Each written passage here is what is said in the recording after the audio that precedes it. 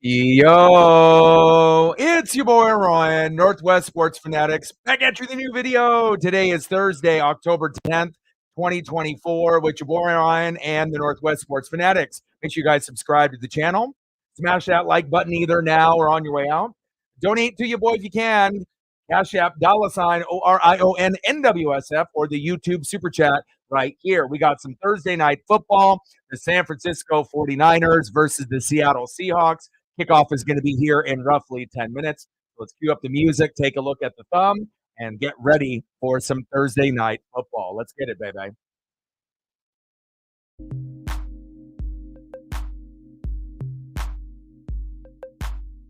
And on the thumb, on the left, Deebo Samuel wearing the throwbacks here tonight. And on the right, you know what it is. It is Metcalf. I love these throwbacks, and I can't wait to be able to jump into this matchup here on Thursday Night Football.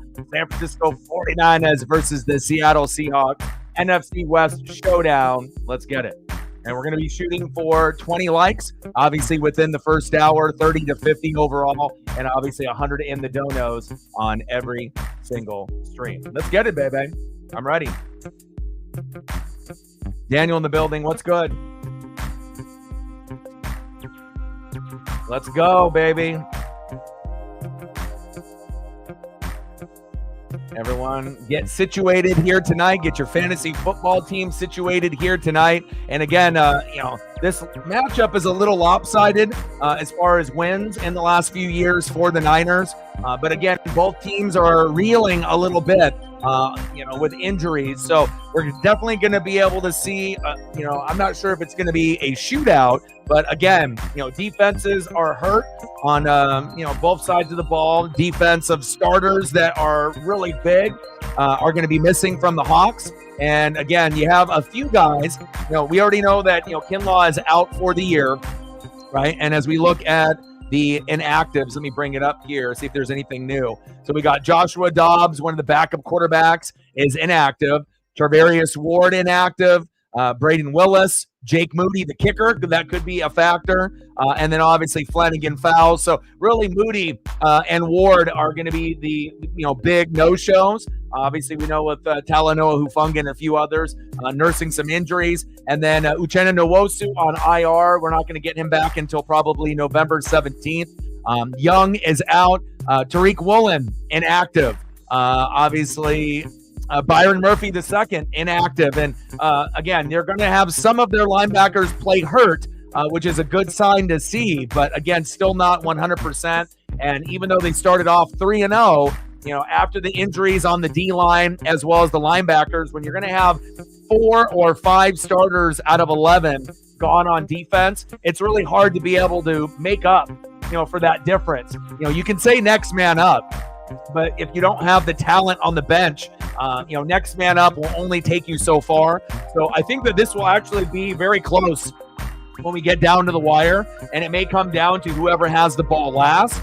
And again, with Moody obviously being injured and having a backup kicker there, that could end up possibly being the difference, but we'll have to wait and find out. But I'm definitely excited for this matchup with the Niners and the Hawks. Let's get it, baby. I'm ready.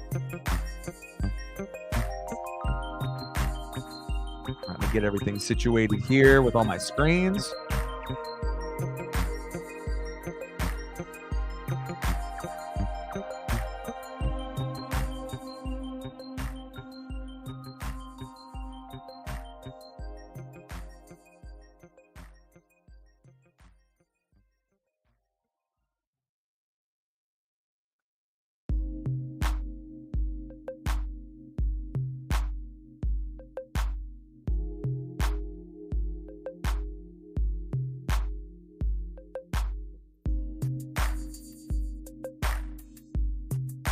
All right, baby, got to get all my screens situated here.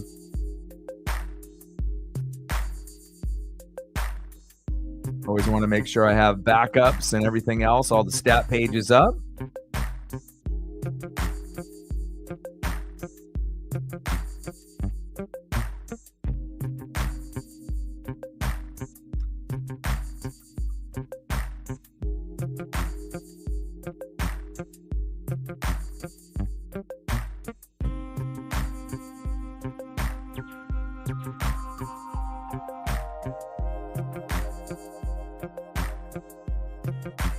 Nice fireworks.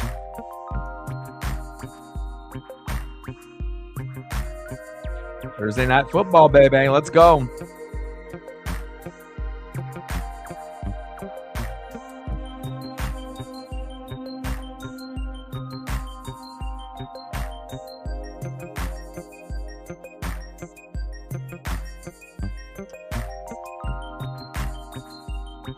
Oh, man, I don't know, man. Again, the 49ers have won, I think the last 5 matchups. So, they definitely have Seattle's number. Seattle has a lot of injuries on the defense. But again, with Moody being out, that could definitely be a big X factor, moving forward, depending on how long he's going to be out for. And again, if the games end up being somewhat close, it could end up being whoever has the ball last. And, if they don't feel comfortable with their kicker, they might have to go a different direction and, go for it on 4th down unless they feel comfortable with the backup kicker in. So I'm not really too sure how it's all going to play out, but I hope it ends up being a competitive matchup. Megan in the building. What's good? All right, no worries. Like I said, if you have to spend a little bit of your time in each location and pop in here and there, no worries. Again, I'll be rooting for you, and hopefully it ends up being a good matchup still. Got defenders out on both sides of the ball, but again, it seems like the Seahawks are beat up a little bit more. But again, we'll have to see, what adjustments can be made and what kind of game that we're going to get. If it's going to be a heavy ground pound game, which is very possible out of Jordan Mason for the Niners and Kenneth Walker III with a little bit of Charbonnet sprinkled in. And then obviously with the defense, how are these teams going to play? Are they going to play man? Are they going to play zone? And obviously knowing that both defensive lines are nowhere near full strength, we would assume that they're going to attack that obviously weakness right out of the gates. So it should be a pretty heavy running game, you would assume, but there'll be definitely some passes sprinkled in, and hopefully we get some good defensive plays before the game and the night is up. Let's get it, baby.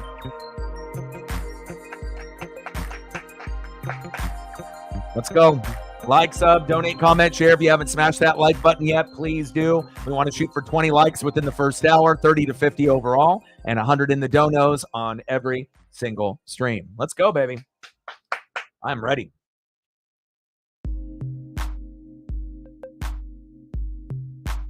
And I appreciate a few of y'all helping me out on the post there on the Twitter/X. Shout out to Britt, Sarah, Lauren, and Matt. I appreciate you guys very, very much.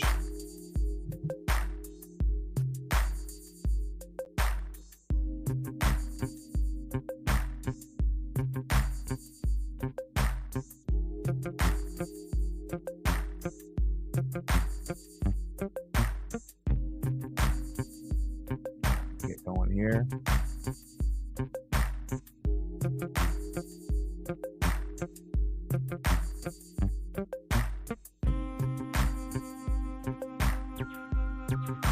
Let's go.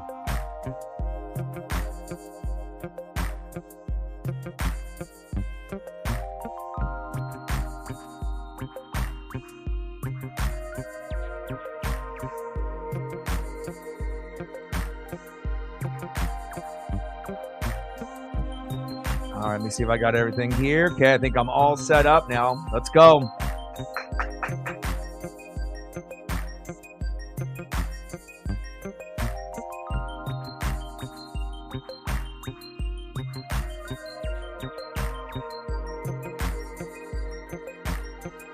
And thank you to Megan as well for helping out on the post as well. Thank you so much.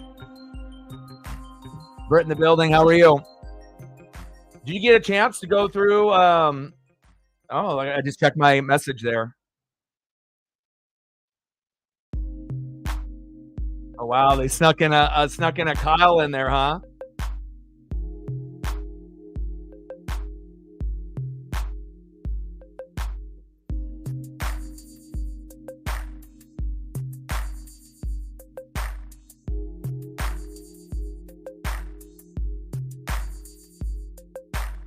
And then if you want to message me on here on the text message what size shirt that you want. I'm not sure if you want, medium, large, extra large, if you want to wear it as kind of like a bedtime shirt, like a lounging shirt at the house, or if you want to be able to wear it out in public and whatnot. So obviously female cut shirts compared to male cut shirts are going to be a little different, but I would assume you're wanting, a men's style.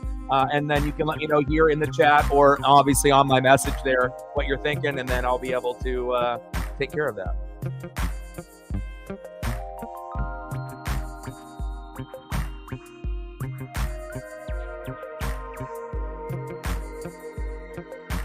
She's just anticipating this matchup. This is the biggest rivalry for the Hawks out of any team in the NFL, and we'll see how it ends up going.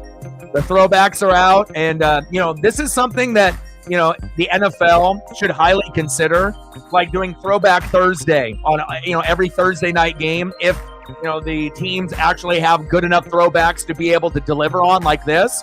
Obviously the Hawks throwbacks are incredibly sexy. They look very, very good. 49ers throwbacks look good for a white version, back there in 94. So 75th anniversary. So I can't wait to see what we get here. And, the Niners do have the Hawks number in the last couple of years. I think they've won like the last 5 straight. But, again, you're at home. You're going to have the 12s. And it's not like the San Francisco 49ers are 5-0 and they've been playing good ball lately. Hand off to Kenneth Walker III. And I imagine we're going to get a lot of Kenneth Walker III as well as a lot of Jordan Mason on the other side. So, and they have Kinlaw out, for the year. Talanoa Hufanga, back at the safety. So they got injuries too, but they don't have as many on the defensive side of the ball. So they're definitely going to need, something extra. Special teams, defensive, interception, fumble, strip sack. The Hawks are going to need some special plays on the defensive side of the ball to be able to come up with this win here today. And they got a healthy kicker, so they do have an advantage on the Niners on that since Moody is out. Walker runs into his own man, blocked for him. 2nd down and 7.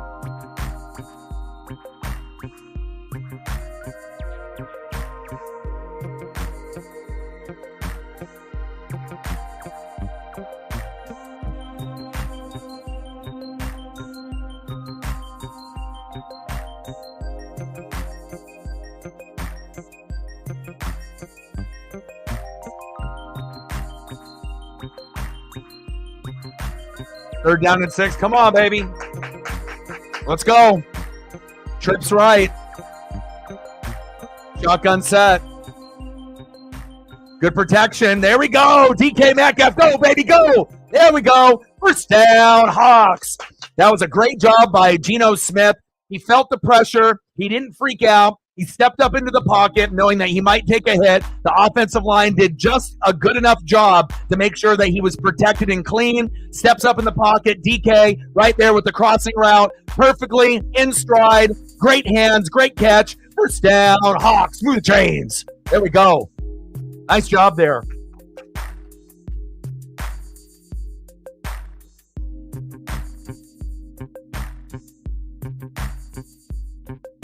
Shotgun set. Little halfback draw. Charbonnet. Short game. And then Britt on the shirts. Are those both on? Let me take a look. Okay, yeah, I'm just looking right now. Never mind. I answered my own question. I was going to say, is it on the Chase Elliott store? And both of them are. So I think we both have something in common. We would rather buy from Chase Elliott directly through the .com rather than going through Hendrick or through NASCAR. So.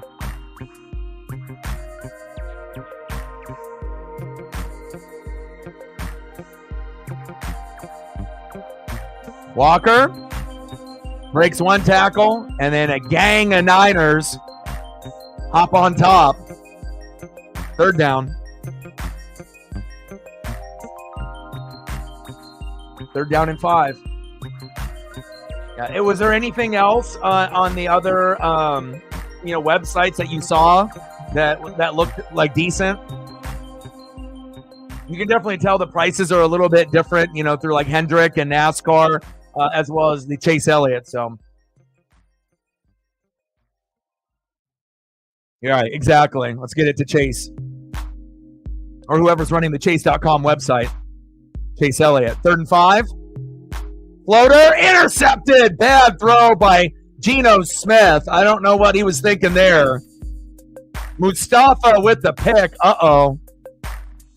Reflect in the building. What's good?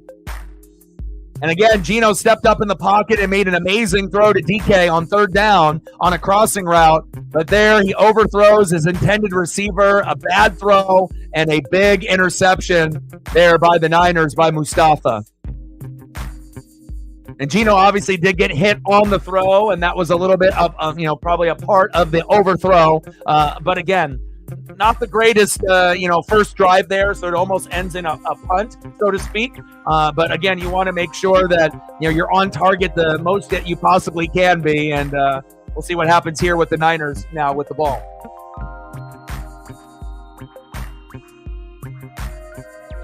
Yeah, I like what he has available through his store there for sure.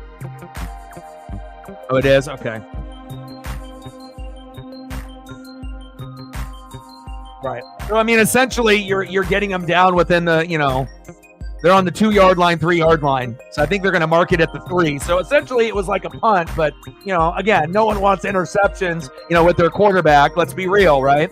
But hopefully that's the only interception that we see out of Geno tonight. And hopefully he'll get a couple touchdown passes to add on with Kenneth Walker III. But again, really it's going to come down to defense for both teams. Talanoa Hufanga, kind of beat up. They don't have Kinlaw up front, so that they're going to be able to run on that D-line. But again, who's going to end up winning the battle between the linebackers and the secondary? That could end up being the difference in the game, as well as Moody, the kicker for the Niners, being out. So I'm very curious to see if they trust the backup kicker or if they decide to go for it on fourth down. And if they end up testing those waters, that could benefit the Hawks, especially if they have the backup kicker for the Niners.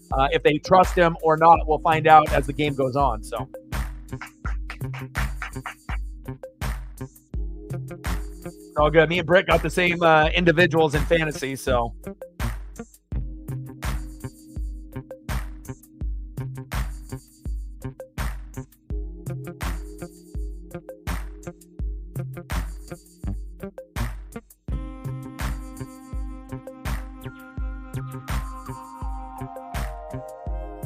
Your 49ers defense. See, sometimes that's got to be a little challenging when you have fantasy pieces, that are on the rival team that you root for. So, you're a Hawk fan, but if you got Niner pieces that are in your starting lineup, and then you're kind of having to root for those guys that do good, but you still want to end up winning the game at the end of the day, Like, okay, you're happy you got some points there with maybe some defensive points, but at the end of the day, you want your team to win. Purdy.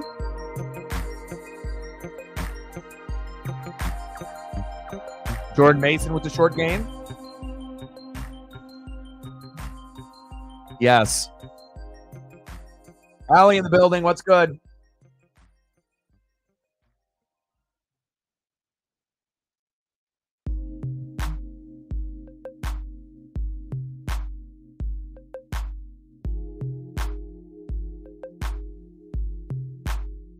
Second down and 9. Man in motion, Deebo Samuel, shotgun set, Purdy. Steps up in the pocket, avoids the rush, slips a little bit. Could have probably made that first down if he didn't slip and feel the pressure from 9-9. Decent game there. Third down and 2 on the San Francisco 11. I'm doing well. How are you doing, Allie? Allie, Reflect, Britt, Megan, and company. Let's go.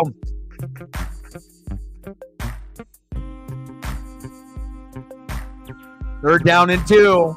We're definitely going to hear the decibel levels be very loud, not only in Seattle, but in Autzen for Ohio State, Oregon on Saturday. Oh, look at Purdy. Romancing and dancing. Oh, my. First down, Niners. That could have been a sack lunch and a loss.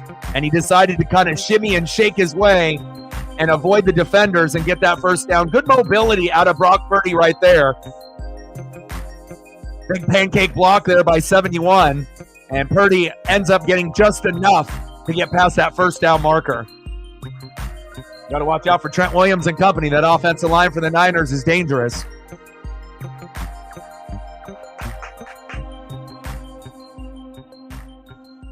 Shotgun set. Mason. Good effort there by the linebacking core to come up and try to help out that D-line. Short gain for Jordan Mason.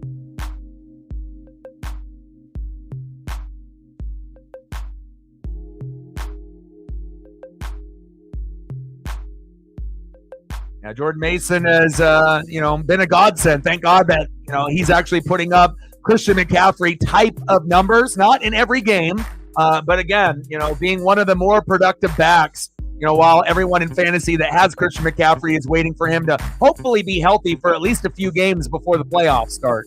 Shotgun set. Little end around to Debo. Debo pumping his legs. There you go. There you go, Hawks. Good game tackle. Don't let him get that first down. Debo and, obviously guys like Ayuk and Juwan Jennings, George Kittle, they love to pump those legs, and they're always going to keep moving their legs until they finally are on the ground and the whistle is blown. Chief in the building. What's good? Third down and 1 on the San Francisco 23.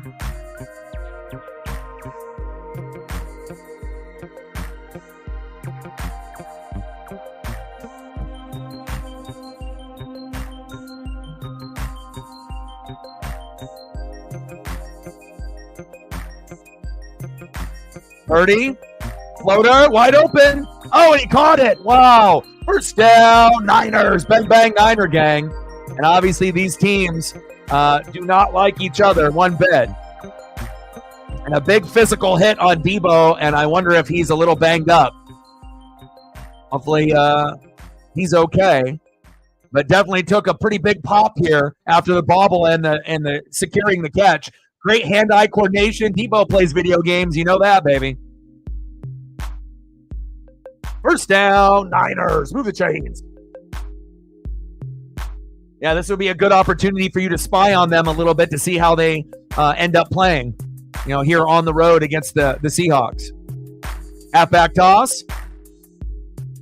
Oh, my. Oh, my. Oh, my. Jordan Mason. Go, baby. I need some fantasy points. Let's go. Oh, my. Stiff arm after stiff arm. First down, Niners. Now, for me, I would probably, prefer a Hawk win for all the people that are in the room. But, again, I only got one 49er player. My starting lineup is Jordan Mason. Same thing with Britt. So, again, if you hear me getting too crazy, that'll be the one reason. I got to make sure I'm getting points. I got to beat Matt this week. I got to get to 500. I got to get to the playoffs. And this is the only Niner player that I have on the roster. So, besides Run CMC. And you already know these running backs are going to rumble and bumble a lot. It's not going to be just Jordan Mason, but it will be Kenneth Walker III as well as Zach Charbonnet. You're going to see all three be very productive here tonight. First down and 10. Hand off to Debo to give Jordan Mason a little bit of a breather.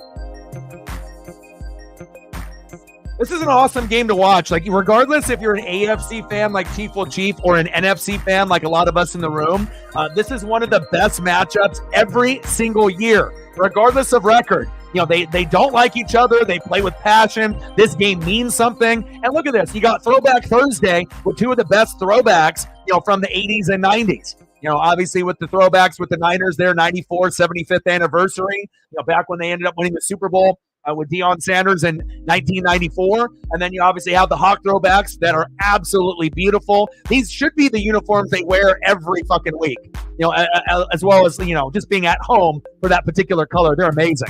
Floater. Wide open. First down, Niners. Juwan Jennings getting in on the action.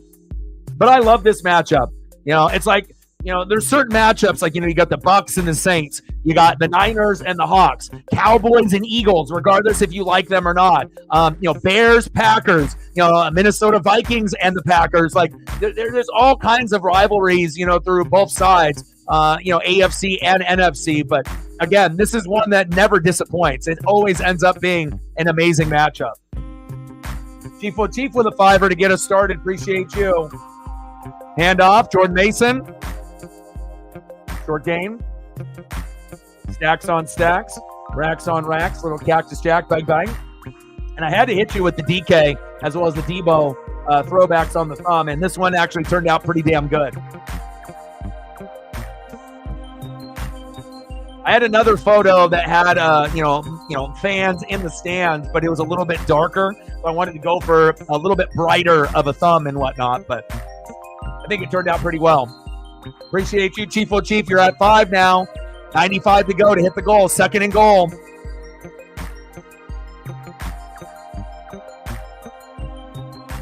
Shotgun set. Purdy, pressure up the gut. Purdy, Jordan Mason, incomplete. It almost looked like it was, I don't want to say interference or a hold, but it definitely looked like they were on Jordan Mason there a little bit early. 3rd and goal. There in the building, what's good? Oh, of course, it seems like that's a regular occurrence over there. I apologize that, that you have to have some fans that are realistic and some fans that have to ruin it for everyone else. But again, it's not like you guys are full strength and neither are the Niners. Purdy. Incomplete. Good defense there by the Hawks. That could have been a touchdown. And probably 8 times out of 10, Debo comes up with that for 6. And it looks like you're going to end up holding them to a field goal. But they do have their backup kicker, no Jake Moody. So they may go for it on 4th down a few times tonight. I'm not sure if they'll go for it here because this is a chip shot. But anytime you end up having a backup kicker, it can be a little bit challenging. Like, sub, donate, comment, share. Matthew Wright, 4th season, 40 for 47, signed to the active roster on Tuesday. And this is a downgrade for Moody, big time. I'm not sure if I would trust him 45 plus, but this is a chippy. Kick is up, and it's good. 3-0 Niners. Nice job by the Hawks to hold them to only 3, especially with all the defensive problems and issues, No Tariq Woolen. You got a couple of the defensive linemen out. The linebackers are hurt, but they're giving it a shot, and they're playing. So far, a fun first drive there, obviously, for the Niners, and let's see if we can get Seattle with some points on their second drive.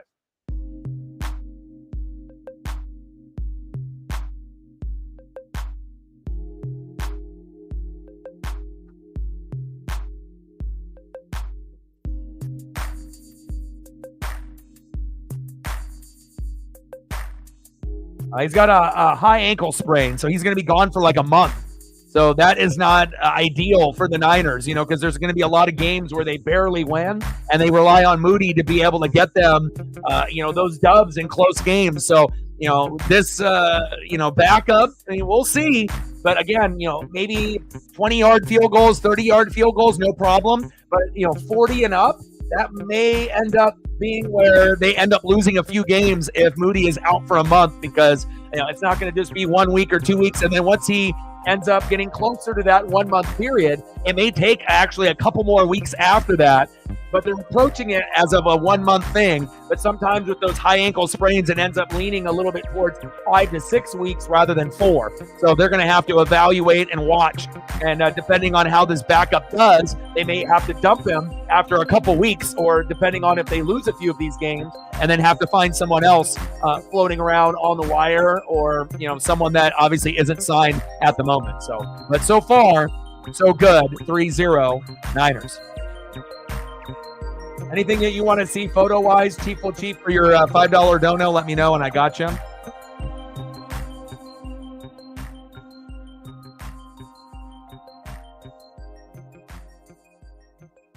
Yeah, well, having Koo and Butker are going to be better options for you anyways, because the Chief offense from time to time, is going to end up hitting a wall. So they're going to use Butker, and they trust him. And obviously Koo and that offense for the Falcons has been money. So there's going to be a lot of extra points, but also field goal opportunities for Koo. So, to have those 2 kickers to be able to go back and forth, should be able to be a pretty positive thing for you moving forward.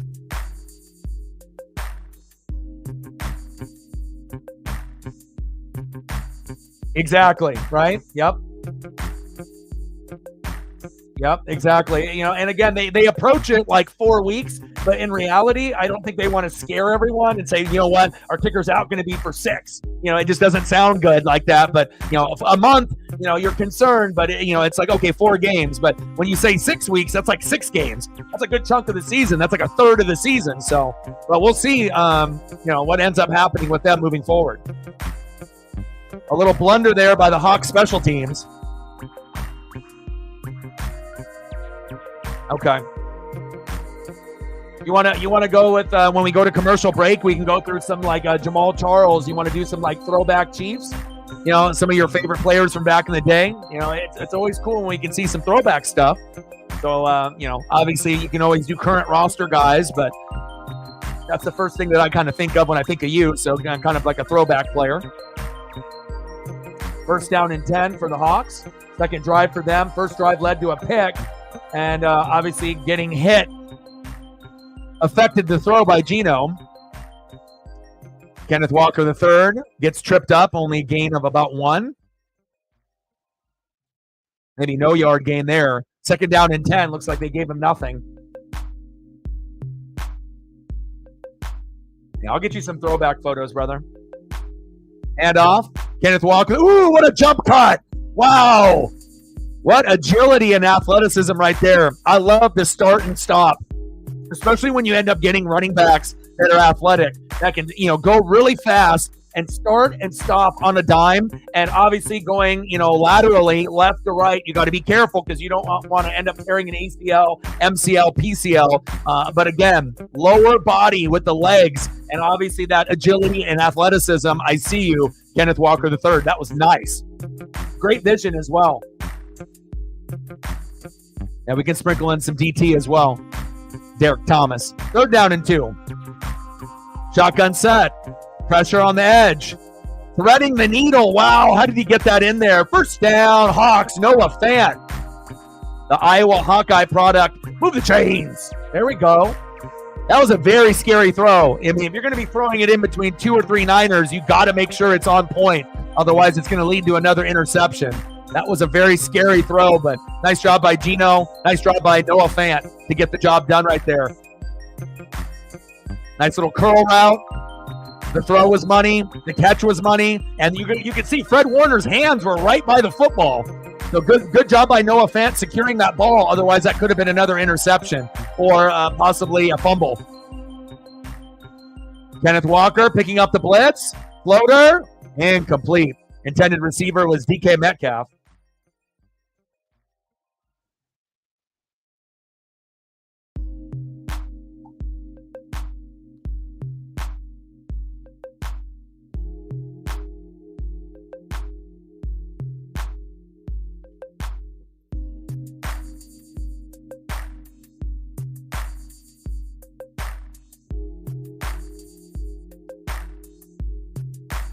Second down and 10. And it's about time for JSN or Lockett to get the football in their hands. Shotgun set. Second and 10. Incomplete.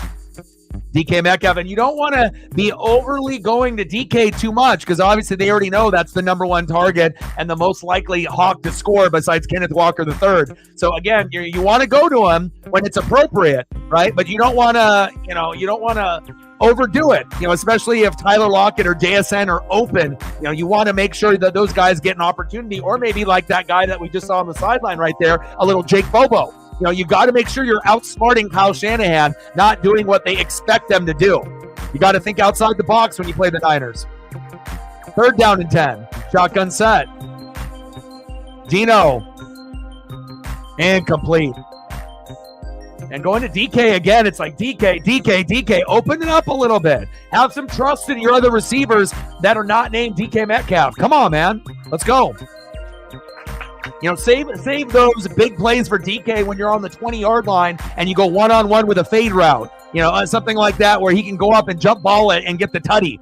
But from the 20 to the 20, DK's not going to be your best option. Your best option is going to be Tyler Lockett and JSN, doing crossing routes, obviously just doing little out routes, slants. You want to make sure you're getting the football in those guys' hands so they have an opportunity for some good yak yards from the 20 to the 20. And hopefully they'll make that adjustment. Hawks with the punt on their second drive. Oh, the Niner player slips. There we go. Good defense there.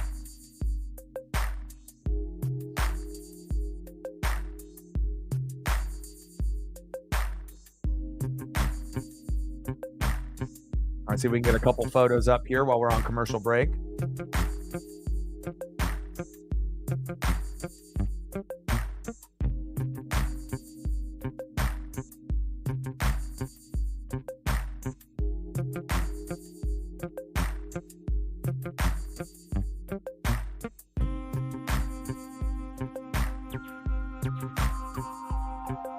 Appreciate you, Chief. Well, Chief, we're at 5:95 to go.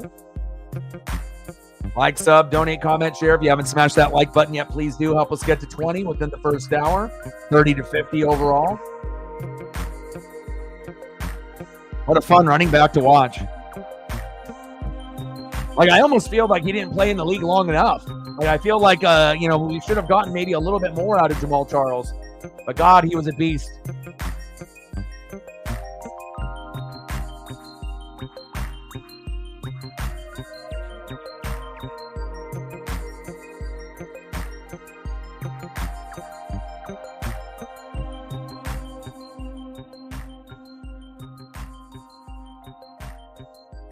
And I got to hit you with one of my favorite defenders in the NFL of all time. Obviously, I'm a big linebacker guy. I'm a big safety guy. I love defense, and it doesn't get any better than Derek Thomas. Can you imagine if Derek Thomas didn't die in that car crash, how many records that he would have? And, of course, we talk about guys like, Ray Lewis and Brian Urlacher and Derek Brooks, and you talk about a lot of these GOATs and legends. Derek Thomas, would have been in that same realm of like a Reggie White. Obviously we already know how good Reggie White and Bruce Smith were on the D-line, but, Derek Thomas is still an icon and a legend, for what he was able to do. But if he was able to play his whole career, we might be talking about Derek Thomas being the best linebacker of all time. That's how good he was. A guy that could end up getting 2, 3, 4, 5, 6, 7 sack lunches in a game. I mean, there's not very many players that were that dominant on that side of the ball back in that era besides Reggie White and obviously DT Derek Thomas. Absolutely love DT. Rest in peace.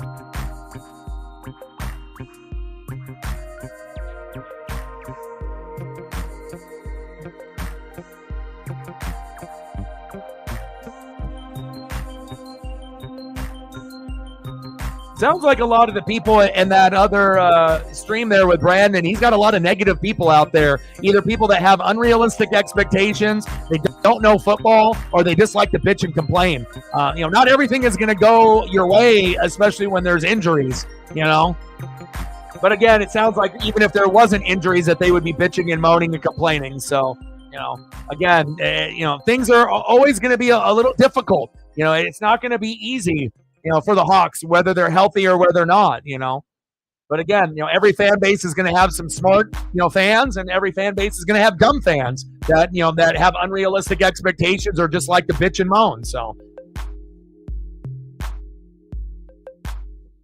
second down and 1. Good defense there by the Hawks.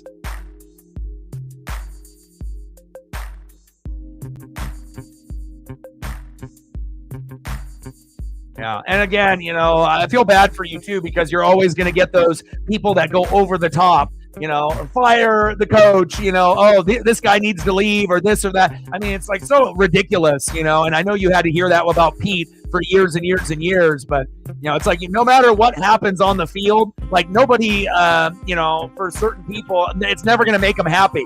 When they win, they lose, they always have something to fucking bitch and moan and complain about. They're never going to be satisfied.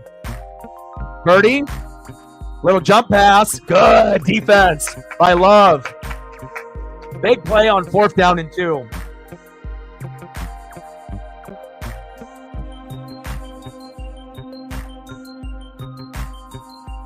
Yeah, and that's when you get bandwagon fans, or you get fans that don't even really understand football. Everything is good when they win, but when they lose, then the world is falling. The world is crumbling, I mean, it's not like the Hawks have won, 3 championships in a row and they're the best team in the world, and they have been, Well, that looks like maybe a false start there.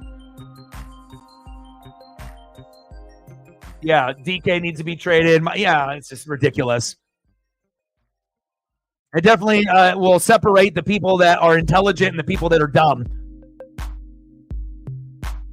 Just because everyone has a TV and is watching the game doesn't mean they're watching the same thing. No, I feel for you. I'm actually happy that you're able to spend time somewhere where it's not like that. And I'm never going to have my, channel be like that. I mean, even when we get bigger and bigger and we have more people in the room, I'm not going to allow that kind of negativity that is unwarranted. If we have a legit beef to be able to complain about a bad play or, whatever's going on, then fine. But again, for these fake fans that are wishy-washy, that just like to be able to bitch and moan and hear themselves talk and complain about things that are irrelevant, that's lame. That ruins it for people like you that just want to be able to watch it with other fans. But it shows you, like I told you, when I first met you a couple years ago, ideally, you would think by joining a group that all likes the same team would be the best. But when you start to realize that a good chunk of those people are not people that you normally would want to talk to or associate with, yeah, you might end up rooting for the Hawks, the one same team. But that doesn't mean that all these fans actually know football or are smart and intelligent and you can actually have a conversation with them. That's why I'm not a part of any team channel or any team Instagram, or on Twitter/X. It just ends up being too toxic because you have too many dumbasses that are in the room. Walker, little short game. Yeah. But again, it's like, if you're already watching the flow of the game and how things are going, you don't need someone else to pour extra fuel on the fire and then come up with other bullshit that's not needed. It's like you're just trying to end up winning the game. I don't need to fucking hear, oh, DK needs to be fucking traded and, oh, Mike Mack needs to go. It's like, we're already trying to be able to get past the problems that are in the game and the injuries. The last thing you need is to have some idiots make it even worse for you when it doesn't have to be that way. So. No, I hear you. Unfortunately, that's how a lot of channels are, but not this one. We'll make sure we call out people that need to be called out, but we'll make sure we praise the people that need to be praised. And again, it's, things aren't always going to, go the way that you want, And that's just kind of one of those things with sports fans. Some are super intelligent and have, realistic expectations. Some are fucking morons and idiots that think they know everything and they absolutely know fucking nothing, and on top of that, they're negative. So that doesn't make it enjoyable when you're trying to be able to watch if you have a chat on and you can read the comments. So, but again, it's still early, end of the first quarter, 3-0 Niners, and there's still an opportunity for the Hawks to come back and win this game.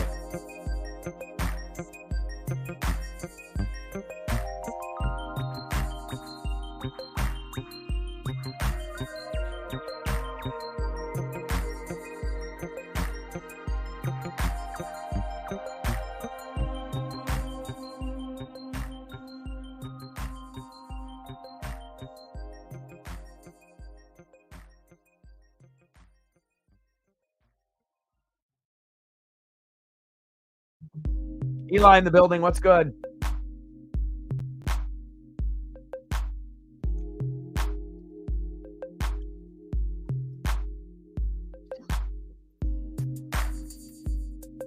But if you're just aware, and you watch football, more than just, maybe your own team. I mean, even look at my team, for example. I got a good team. I should be able to win the NFC South this year, or for whatever reason, if the Falcons win and we get second, and we end up going like 10-7, I still feel that, we can end up making a deep run and we might be able to win a playoff game or two. And maybe if everything comes our way, maybe we can be one of those surprise teams that goes a little bit further than expected and makes it to the NFC Championship game this year, next year, or the following year with Baker. But as you've seen, when the Bucs defense is on and we're healthy, we're very, very good. But when we're injured, right, you saw what happened in that Atlanta Falcon game. It's not who we are. And the same thing goes for the Hawks. When you got 4 or 5 starters out of 11, there's nothing you can do that's going to make up for that when those players are, key components to what you're trying to do. Next man up mentality only goes so far. Little handoff to Walker. There you go. Put your head down, baby. Eli in the building. What's good?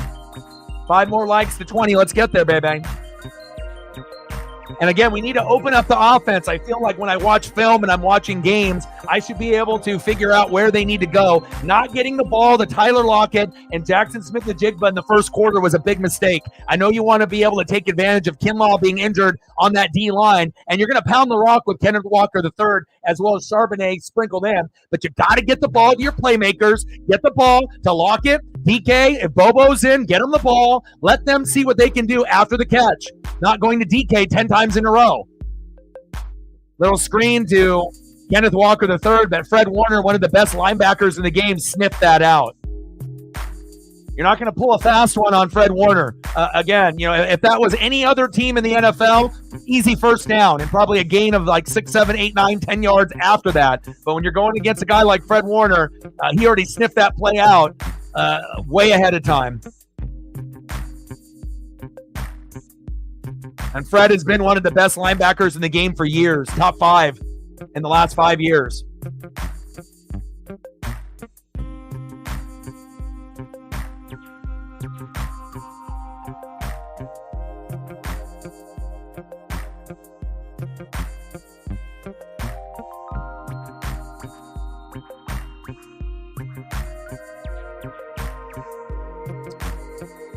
I love McDonald.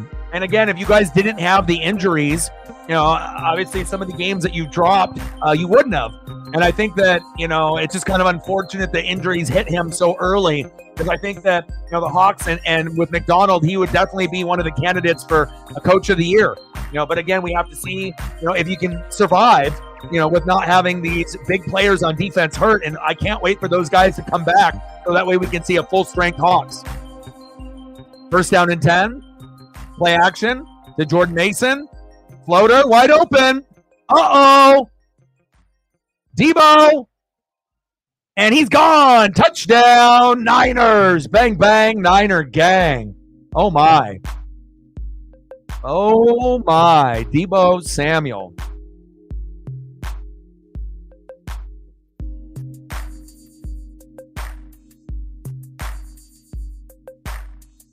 And again, I put Debo on the thumb for a reason, because I thought he was going to have a good game, and lo and behold, there he is. Bad decision there by the secondary to go for, a flying tackle. You have to make sure that you secure that tackle. Then it only ends up being a 15-yard gain instead of ending up being a big, long touchdown. Got to be better. Kick is up, and it's good.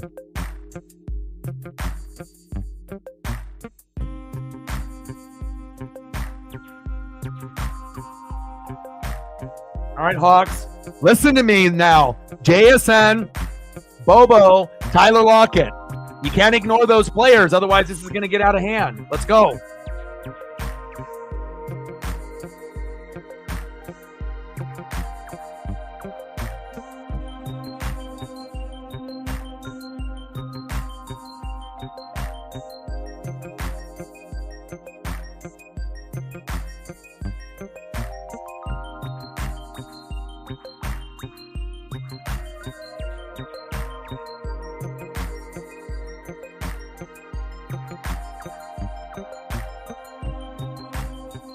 Oh, my God. Captain Oreo's got Debo on the bench. Oreo, what are you doing? Oh, my goodness. I mean, it's like every week there's a mistake. You have to make sure that you're putting in the correct players every week. And it seems like every week for Oreo, it's like you got one guy or two or three that ends up having a monster game. And I get it. You got different wide receivers and you got different running backs, but again, this was a game that, if you had Debo rostered, he's starting as your wide receiver 2 or your flex. That's tough, especially when he's trying to get on the board. Good for Megan, not good for Captain Oreo. Unbelievable. 17.7 points on the bench. And you wanted to go with Garrett Wilson, Wan'Dale Robinson as your wide receivers. Uh-oh. Oh, my. Oh my, oh my, oh my. But that's why, fantasy is one of those things, where sometimes it ends up being a little bit of a gamble. But if you do your research and you realize, who scores touchdowns against certain opponents, that's a no-brainer. If I roster Debo, that he would be in against the Hawks. If you go back and look at his history, typically will end up having a pretty big game and has the ability to score once, twice, or 3 times in a game. But again, Megan dodges the bullet in fantasy on that one, at least so far. But now we got to get the Hawks in there with a touchdown.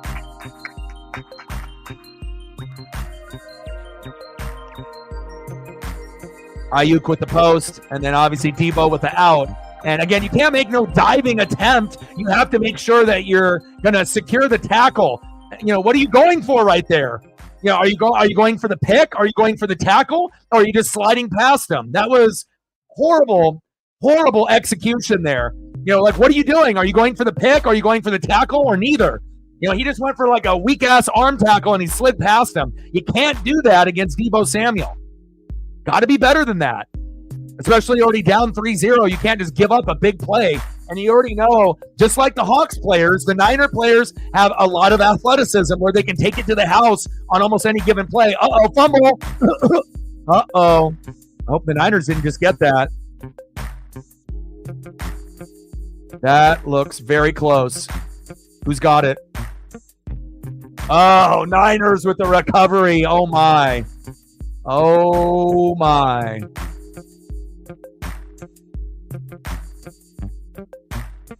Yeah, we got to take a look at the review here. Hopefully his knee was down before the ball comes out. Let's look. Oh, it's already out. Damn. That's a fumble.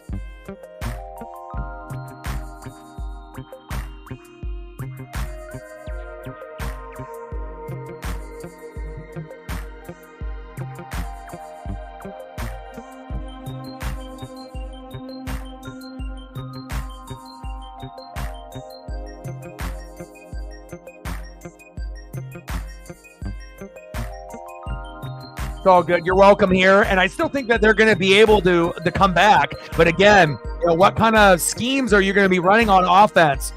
Again, they can't afford sloppy play on defense and special teams. Yeah, and you got to get the ball to JSN, Bobo, and you make sure you get it to Lockett. You got to be able to take the pressure off. Halfback toss. Mason with the short gain.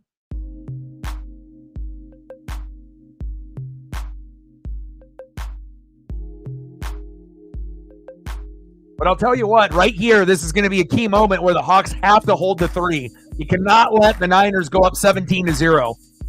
And I still think, there a little bit of momentum, will happen, and you'll go back and forth, but you don't want to get down 17. 13-0 still stinks, but at least it's better than 17.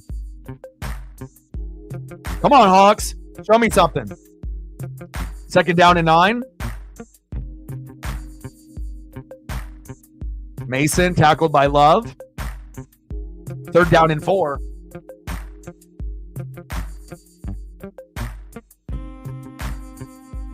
I mean, especially with the Hawks and these throwback unis, we want to make sure that if we have a throwback Thursday type of game, both teams are playing at an elite level. We don't want to have one team get blown out, regardless of, if it's Hawks or Niners. We want a good quality game for these NFC West rivals.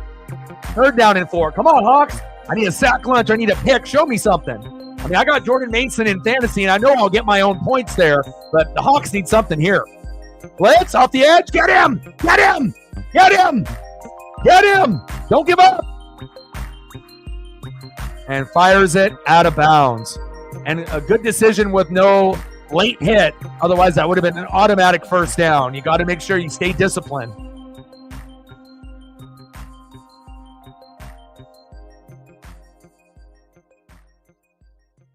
4th down and 4. There we go.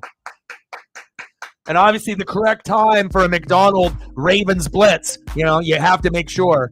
And there you go. Good decision to let up right there, because if you would have ended up, extending your arms, that would have been an automatic 1st down. Kick is up, and it's good. 13-0 Niners. All right, Hawks, you're back in it. You get a 3. You're down by 10. You get a touchdown. 13-7. I know 13-0 looks bad right now, but you get a tutty with like JSN or Lockett or Walker, you're right back in it. You just got to stop the bleeding, all right, and get some momentum going on your side of the ball. Let's go.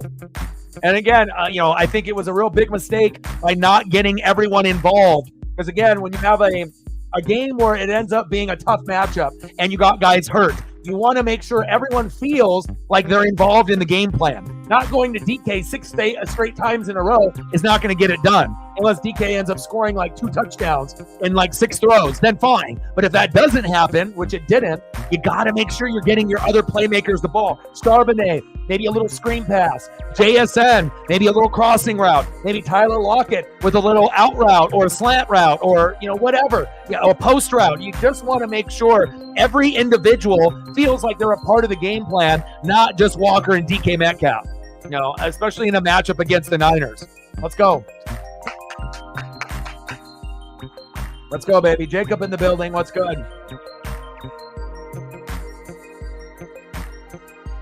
All right, Hawks, your turn. But again, the Niners are well coached. They know that you're trying to pound the rock with Kenneth Walker III. They know the number one target is DK Metcalf. So you got to think outside the box. If they already know what you want to do, you have to do the opposite. It's like, some people are playing checkers. You have to play chess. You're not going to get too many things past Kyle Shanahan or Sean McVay. That's why they're two of the most intelligent young coaches in the league. And obviously McDonald is another one, but he's more on the defensive side of the ball. So again, you got to make sure that you make these adjustments and you make them early. That way that it's not, a 17 or 20 point deficit that you have to come back from halftime. 13-0 Niners. Let's go Hawks. Let's go. We're at 5:95 to go.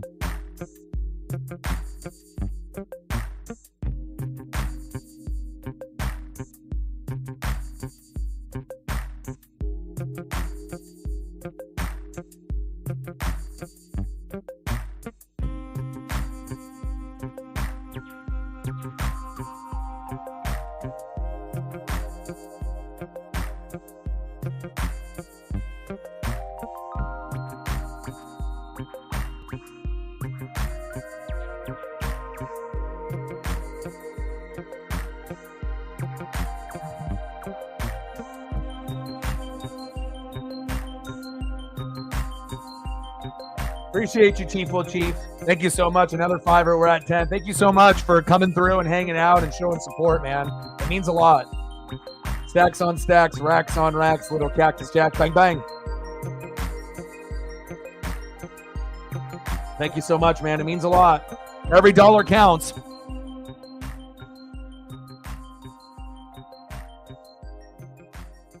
All right, Hawks, your turn now. Let's go.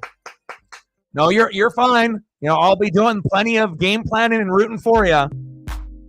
And that's one nice thing, is like when I end up, doing a stream, it'll always be for both teams. It's not going to just be one-sided where we're talking shit about the other team and when they make good plays and it's only, for the main team that, the fans are rooting for in that particular stream or whoever the streamer's favorite team is. We want to make sure that we're showcasing talent on both sides, going over fantasy football in between as well, but also making sure that we understand what's going on in this particular matchup. All right, here we go. Time for JSN, time for Lockett. It's already overdue. 11:47 left in the second quarter. Man in motion. And that's not going to get the job done. That's not going to get they already know that that's going to be something they're looking to do. You can't just run with Walker, punt. It's too predictable. Run with Walker, throw to DK. Run with Walker, throw to DK. That isn't going to cut it. Come on now. The Niners are too fast. They know what you want to do. You have to be not so vanilla. You have to be a little bit more creative. Otherwise, if you have a vanilla, plain, simple, playbook, you're going to get eaten up alive out there. Second down and 13.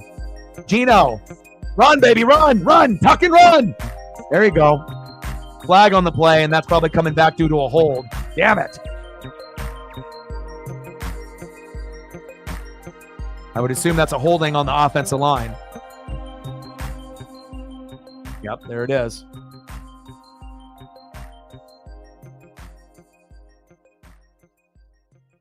Come on, Charles Cross.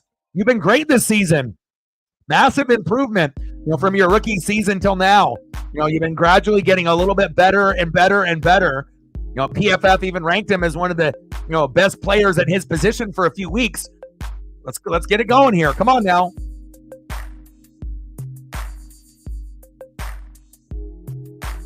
Second down and 23. Shotgun set. Gino.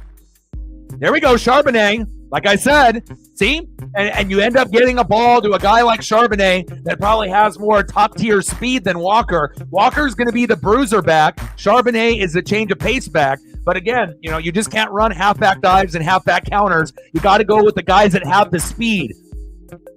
Oh, free play. Go deep. Go deep. Incomplete. There we go. It was a free play anyway. Intended receiver, JSN. Flag on the play. Offsides by the Niners. Bosa. Replay, third down. Let's go. JSN. Bobo. Tyler Lockett.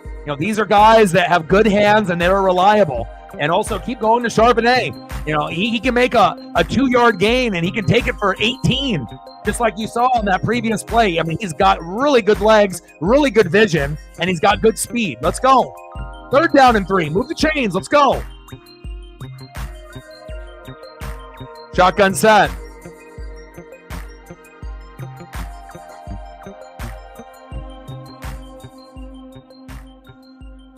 Correct receiver, but the throw was not there. Judah in the building. What's good?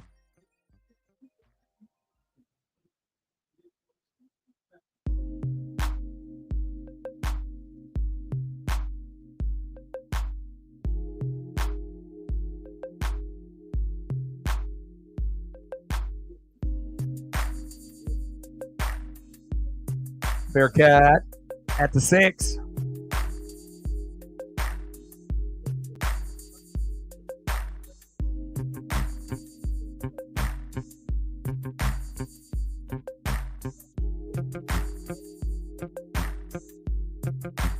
Yeah, you got to have a little bit more touch. And Dino just has to get used to the idea of that if you stay in the pocket, you're going to get fucking blasted, right? But again, you have to be a hero sometimes and take that big hit to make sure that throw is on the money.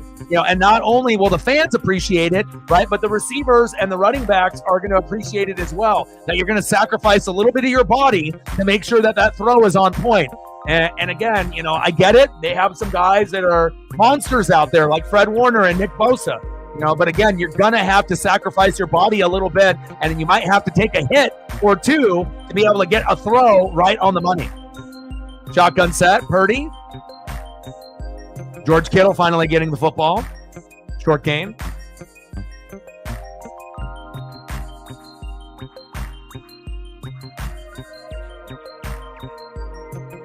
Like, sub, donate, comment, share. If you haven't smashed that like button yet, please do. Help us get to 20 here within the first hour.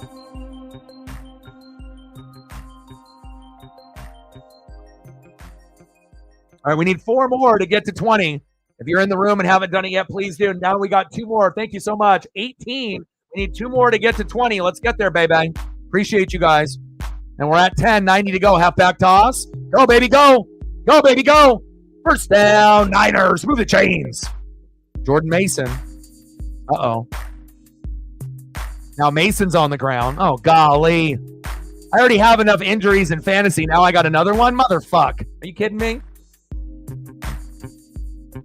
The hell's going on here? That didn't look like a real massive tackle. At least he's got 8.4 points, but I was really hoping for, 10 to 20 tonight. Golly.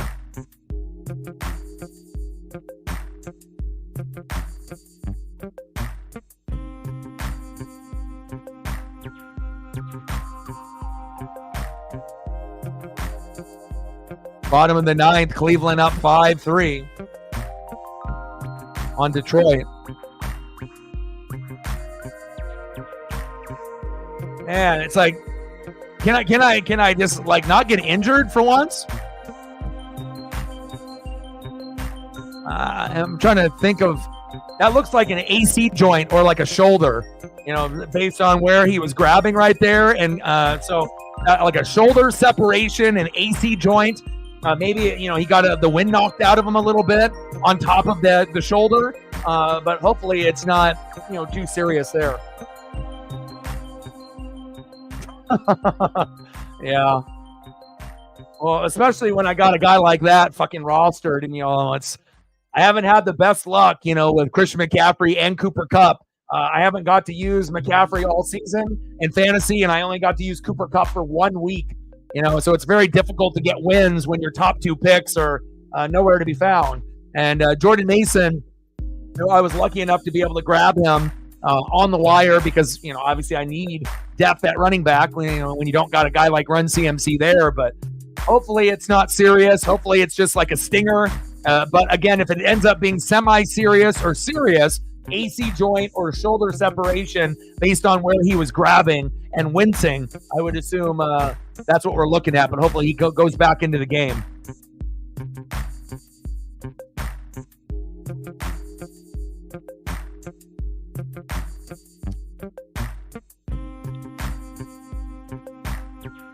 Yeah. But well, hopefully he's okay.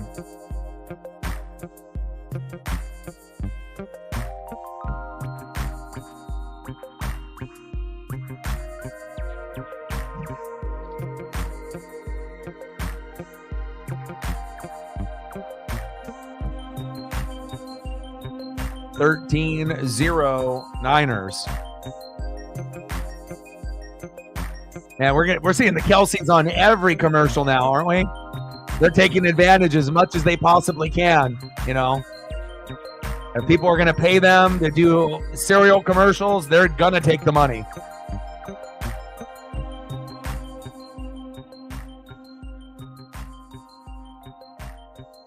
I feel that you and me are going to be climbing towards the top, Chief.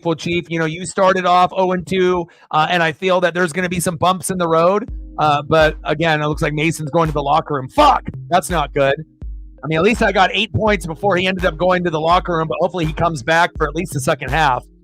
At least get me to 10 before it's all said and done, and hopefully it's not, season ending or anything like that. Well, this is an advantage for the Hawks now. If you can take advantage, their star running back is out. Let's see if the Hawks can do something here. Garendo. Nobody's got Garendo in fantasy.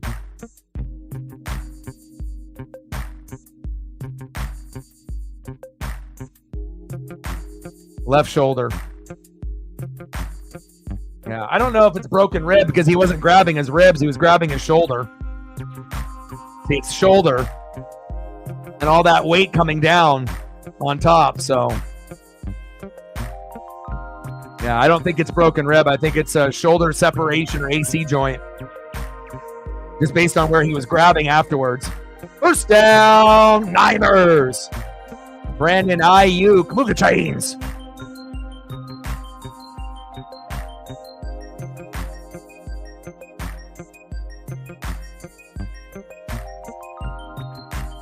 Man, the last thing I need is another injury in fantasy.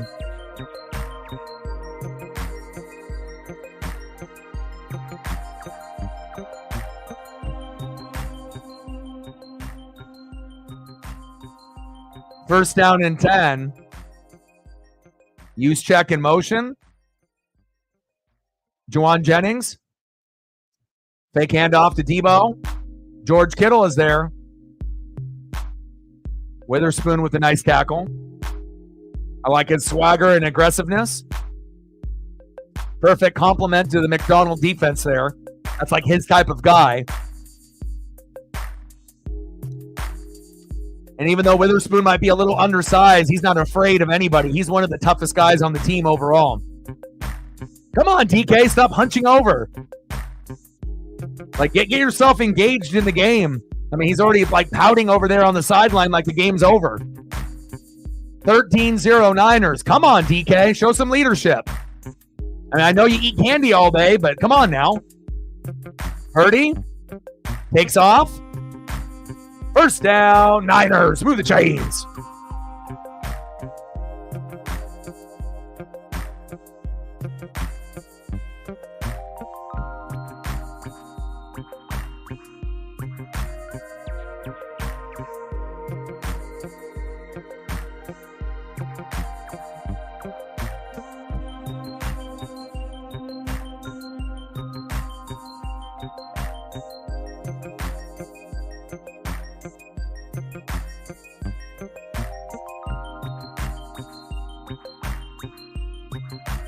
Halfback toss.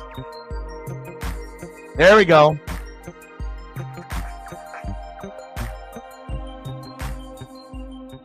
And you already know that the Niners, once they're ahead in the second half, they're going to try to run the ball to kind of bleed the clock out, even if they don't have Jordan Mason to a certain degree. So as long as you don't let the backup go wild, you will be able to catch up in this game if you have some efficient play calling and you stop going to DK and Kenneth Walker the third on every single play. You have plenty of playmakers out there. You just got to get them the ball.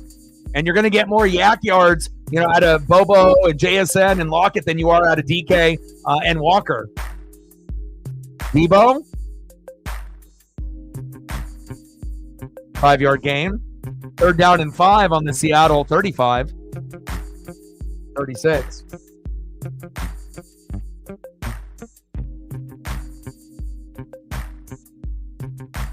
Yeah. I mean, some people want to say Purdy's a game manager, and again, fits the system. And again, it's not like he's going to be this good on like the Cleveland Browns, but he's a little bit better than people give him credit for. You could put him on a number of teams. You could put Purdy on the Bucs and get similar type of stats as Baker Mayfield. And, I would take Brock on the Bucs in a heartbeat. I feel that obviously he needs talent and he needs weapons to be able to excel. But again, he is a little bit better than people want to give him credit for. He's a lot better than Colin Kaepernick or a lot of these other guys that they've had, that have tried to get them over the hump. But again, it's like they might need to get someone more of like a Steve Young, Joe Montana if they want to end up winning a Super Bowl. You can get to a Super Bowl with guys like Purdy and Cap, but if you're going to be going against guys like Mahomes, you better make sure that you're on point. Otherwise, you're not going to stand a chance. 1st down and 10. Guardians 1. Force game 5. Purdy. Garendo with the short gain, flag on the play.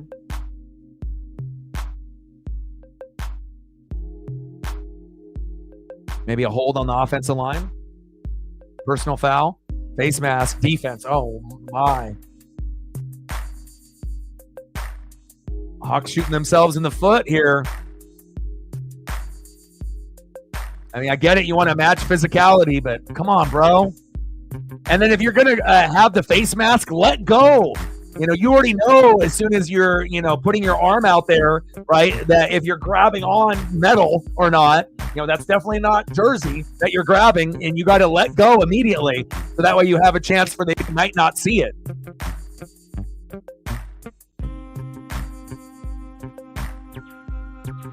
First down and 10. Shotgun set. They need to hold the Niners to a field goal here. There you go. Nice game tackle by the Hawks.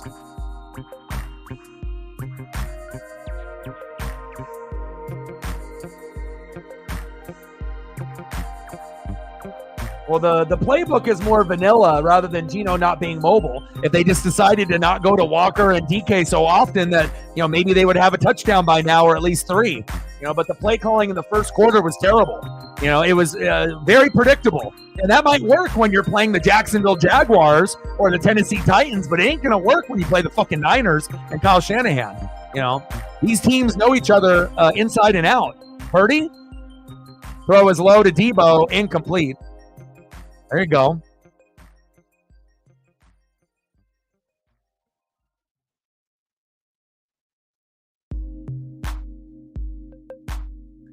I mean, you had penalties, you had some fumbles, vanilla offense. You need to open it up. There's even in that one little screen to Charbonnet, that was one of the biggest plays for the Hawks so far. So if you already know that you're going to get momentum like that, why would you stop going to a player like that?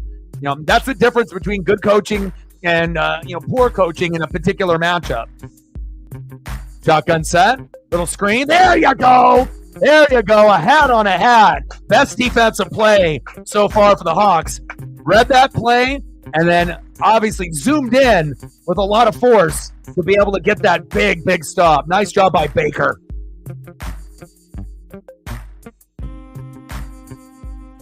Yeah, I'm putting Connor in my flex this week.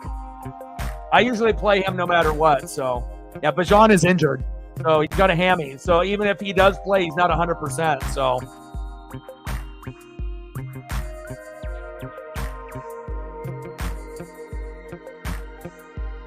Kick is up, and it's good.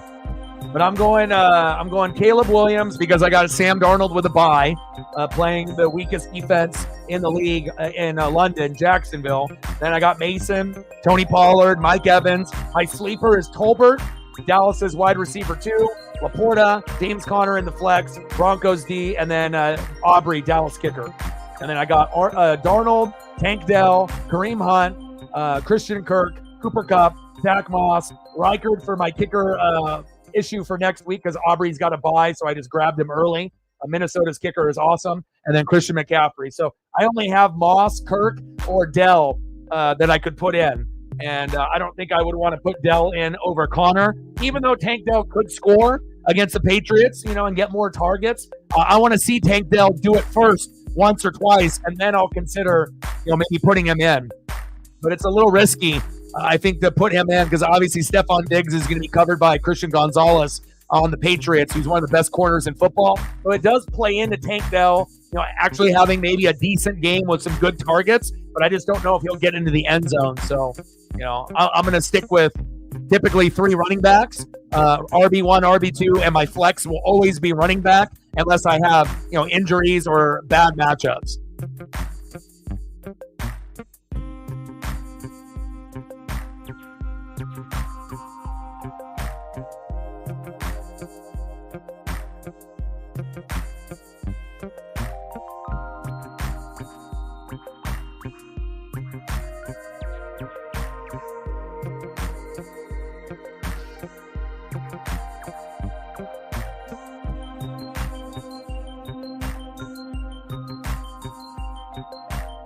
First down and 10, and the Hawks need points desperately. Stop the bleeding, at least get 3.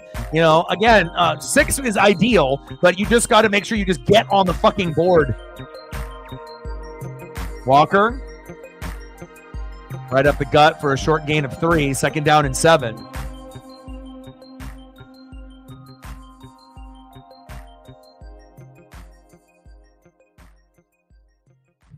Yeah.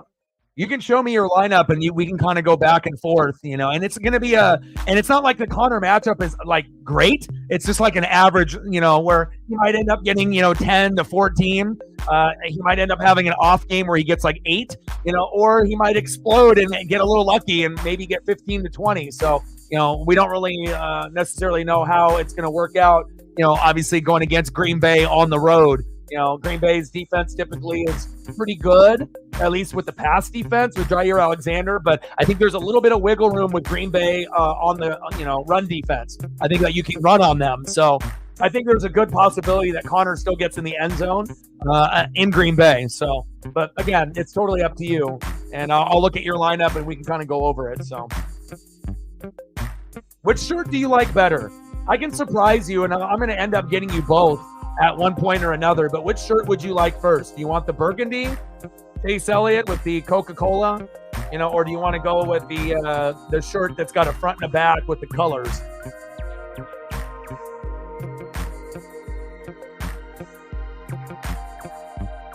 But like I said, I like the Chase Elliott with his little CE logo and then the Elliott on the back, kind of like a football jersey t-shirt with the big 9. But also, I like the Napa, kind of jackets. I can't afford that right now, but I think the one that has Elliott at the bottom is better than the other, Napa one. And then obviously, I always like shirts that have like, the player or, the image of the person and then the car, just like that other white shirt that I showed you. And at some point, I'll probably get that other Chase Elliott shirt that's got the car on the back and him in the car on the front. And when I saw the jackets, the first Napa one that kind of caught my eye with that, button up, right? But I think the second one that I showed you is much better because it's brighter, and I want to, it's got Elliott at the bottom, and obviously it looks a little bit more snazzier. So, but that hoodie that I sent you, that white one, I think that would look good on you.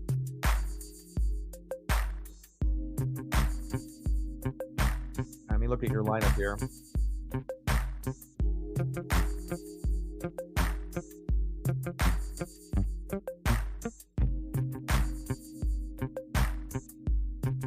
Yeah, I would probably take Bijan out of the lineup.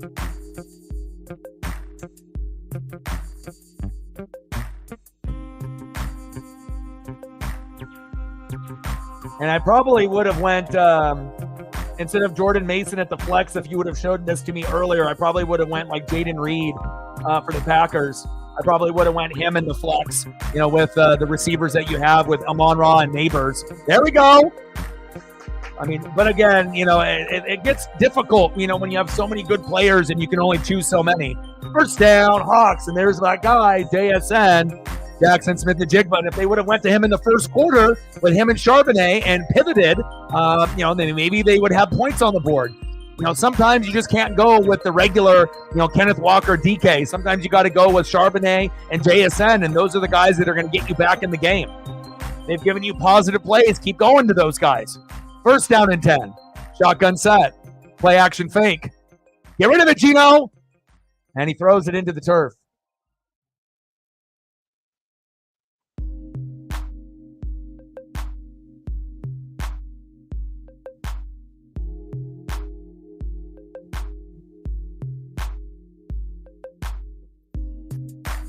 Yeah, but the Jordan Mason, you can't move around because he's already playing, right? If that Jordan Mason's in the flex, you can't move that piece.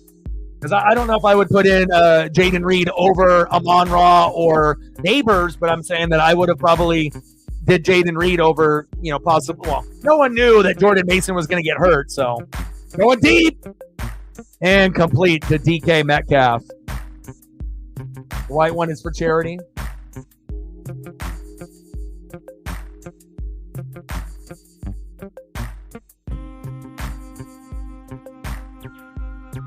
Yeah.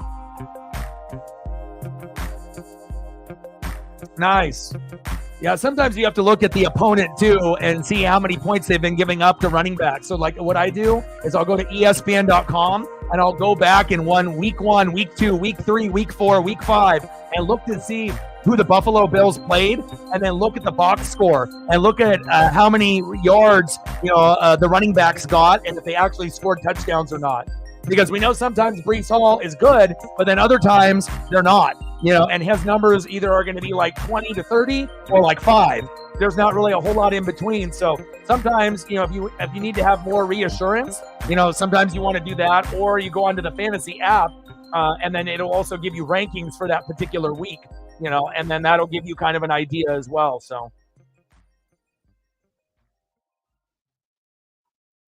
Yeah, so I mean, there's a number of ways that you can go about it, but I like to deep dive, and even go more just based on green, neutral, or red. I like to look at home, road. I like to be able to see what the defense, on the Buffalo Bills side, what they've given up, and then obviously if they've given up a lot and everyone's scoring on them, then you can feel comfortable with Breece. But if they've been kind of stingy to running backs, then you may want to go a different direction. Third down and 9. Gino, floater, open.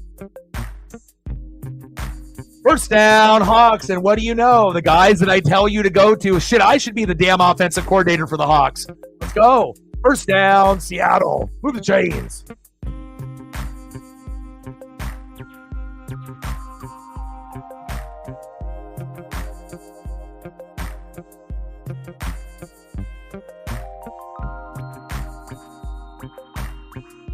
The thing is that every receiver on the team does, something different as a strength. DK isn't going to be as fast, even though he does have decent speed for his size. He's a physical, strong, wide receiver that, is strong and physical, that can box out and jump up, for jump balls. But if we're just talking about speed and yak yards, you're going to get more, out of guys like JSN, right? And then Lockett obviously has maybe the best hands. So each guy does something a little bit different. But again, you have to be able to know your personnel. And, when you're forcing it into a guy that is big and physical, but he's not able to get a lot of separation, then, you're playing into the Niners' hands. You have to be able to go to your speed guys in this particular matchup. In other matchups, if you're playing a dog shit team, yeah, DK will be able to bully the corner, or the safety that's guarding him. But in a game like this, DK is at kind of a disadvantage. So you have to be able to pivot and go to some other guys and to see what they can do with the football. Second down and 1.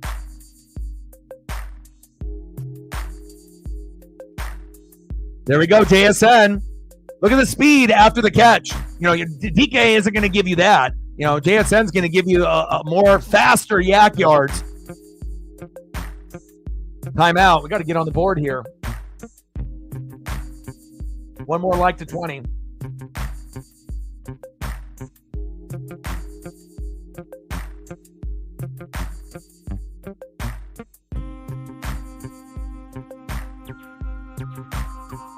So based on your response to the shirts, you want the burgundy one because it's a limited run. I can always get the white one at any time. So essentially, as I'm reading your brain, the burgundy one is number one choice. Is that correct, Britt?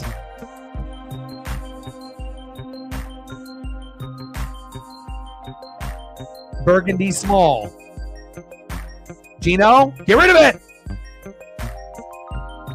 And there's a flag on the play. Intended tight end is Noah Fant. And this will be a good opportunity just to punch it in with Kenneth Walker III here, you would think. All right, we're at 20. Let's go.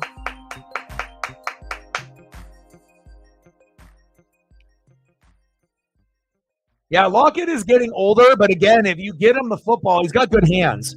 You know, again, you know, he doesn't drop stuff in the red zone. And again, you know, new coach, new scheme, you know, but again, if you give him proper opportunities, you know, he could score just as many touchdowns as JSN if the football is on point. You know, obviously JSN is faster, DK is taller and more physical, but people acting like Lockett is garbage now is not true. He just doesn't get the looks anymore because they have to give it to JSN and Charbonnet. So he's not getting as many opportunities to be able to get first downs and touchdowns, but he's still got arguably the best hands on the team. Pass incomplete. Intended receiver, Tyler Lockett. I mean, I watch this team, you know, just like if it was my own, you know, again, I'm watching teams, you know, in this NFL, you know, and I try to break down the film on what I'm seeing, you know, just because, you know, that they decided not to throw to him doesn't mean like, oh, he's washed and old. He just doesn't have opportunities because they have to go to Charbonnet and JSN. So, and obviously Father Time is undefeated, as we know. Gino? JSN, pass incomplete. And that would have been a perfect play for DK in that situation. Not someone like JSN size. You have to be able to understand your personnel and as well as your play calling. Like, why would you run this with like a Lockett or a JSN where they're speed guys from the 20 to the 20? That's when you want to throw it to DK in that particular situation where he can jump up over and have the hands to be able to hopefully come down. But even if he was able to come down with it, it looks like only 1 foot would have been in bounds. The play calling has not been good so far here for Seattle in the first half. Shotgun set, 3rd and goal. Chino, floater. And they say incomplete, and then they finally listen to me and go with DK, right, which they should have done on the previous play, but that might have been a touchdown. That was the correct play. Now, you know, McDonald and company and Grubb, they got my message. I sent them a text message. Okay, you want to run that play again? This might be a touchdown. Let's look. DK. 1. Oh, shit. He's on the white. Damn. That's incomplete by fucking a toe. Oh. He's not in. He's out. He gets 1 foot in, but the second foot, you can see it's touching the white, so that is not in. That's out. Unfortunate. That is out. Damn it. Kick is up, and it's good.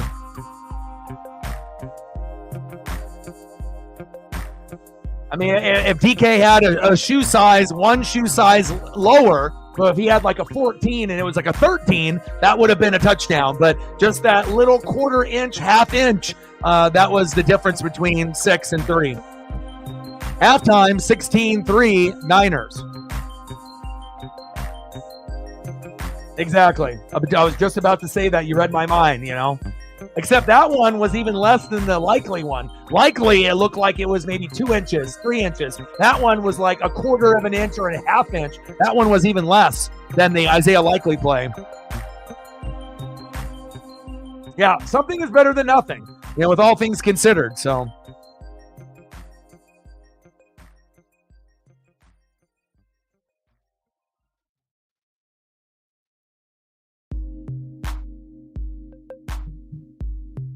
Goddamn big toe. but they should have called this play on the previous play. You know, again, like you have to understand your personnel as a play caller and a head coach. You know, it was a wasted play to do that for JSN, you know, and again, almost got a touchdown right there with DK. But again, it's like, you know, it's like they're throwing throws that should be going to DK to the others, and then they're going to DK when they should be going to JSN and Lockett and Bobo. It's like they don't understand. And obviously I know Grubb, you know, he knows football, but again, it's like kind of mind-boggling. You're in the NFL. You should know your strengths and your weaknesses with your team. Why are you calling plays for players that aren't going to be successful in that situation? Like, you know, and that's really what separates, like I said, the elite play callers as well as the good ones and the ones that are average. You know, that they either understand their players and their strengths and their weaknesses, or you don't. And you're just calling plays, hoping that they make the play. And hopefully that'll get better in the second half.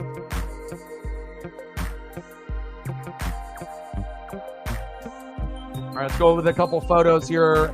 Anything that you want to see, Chief? Will Chief, for your other dono? I'm going to go with some Chief player for you.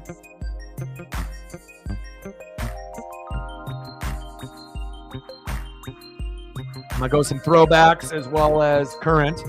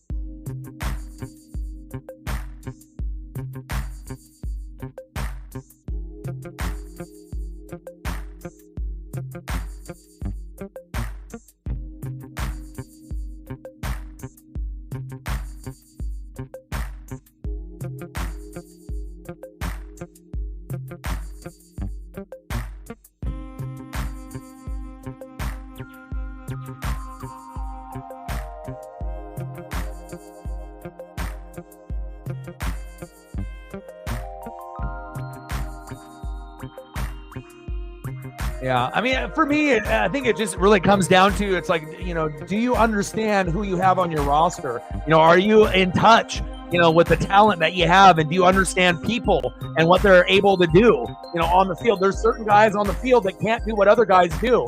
And, you know, you either get to know the players and understand what they're capable of, or, you know, you're just kind of calling plays and hoping for the best. Just because you call plays doesn't mean that you're going to be good. You know, things need to change, and they've already kind of shot themselves in the foot with penalties and the fumble. You know, you got to make sure that the play calling is on point if you want to have a chance. Hit you with a little Xavier Worthy.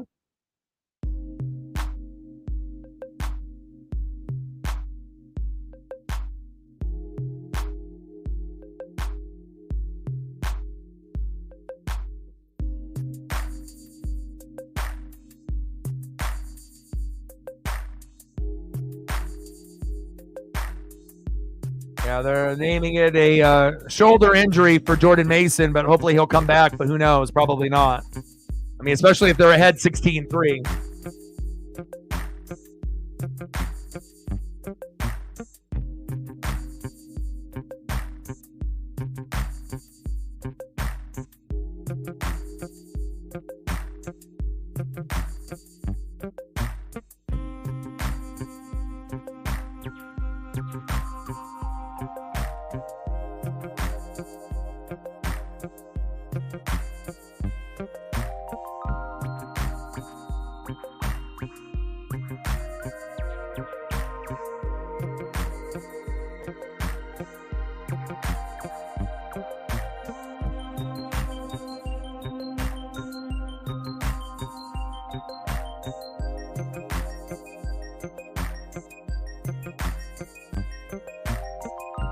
There's a stud right there.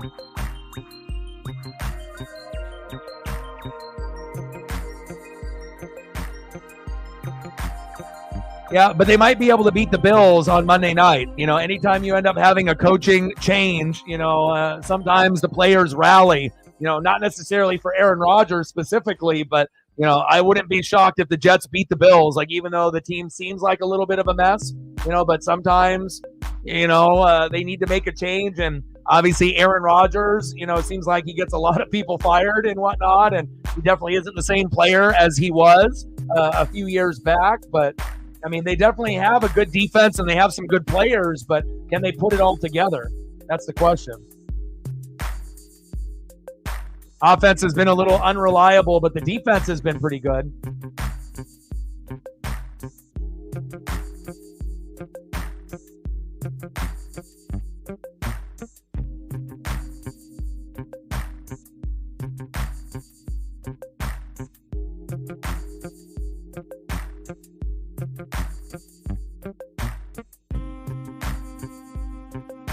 Absolutely. And last year, if we're really being honest, as soon as it transitioned from the Tyreek team, we can't win without Tyreek. And then they did, and it was all offense. And the last couple of years, it's been defense. And again, you've had injuries with Pacheco, injuries of Rashee Rice. But one thing that still remains constant is Chris Jones and that defense. Even with no L'Jarius Sneed, they're still making it work, even though it would be a better team with Sneed. But, McDuffie, as well as the rest are, Nick Bolton and company. They're trying to, pick up the slack. And, this guy is an animal.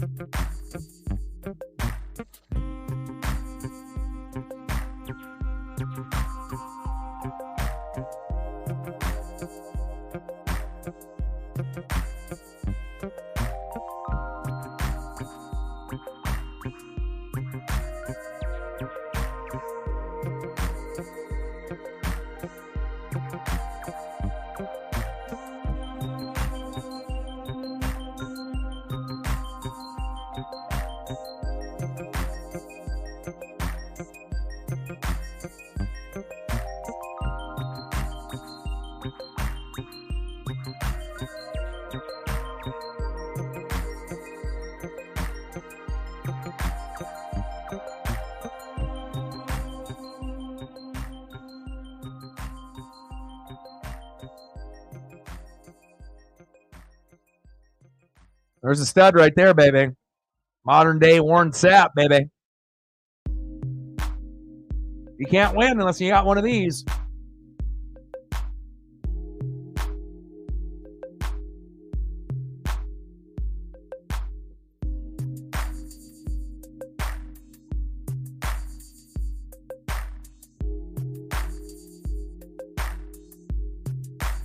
All right, baby. We're at 10, 90 to go.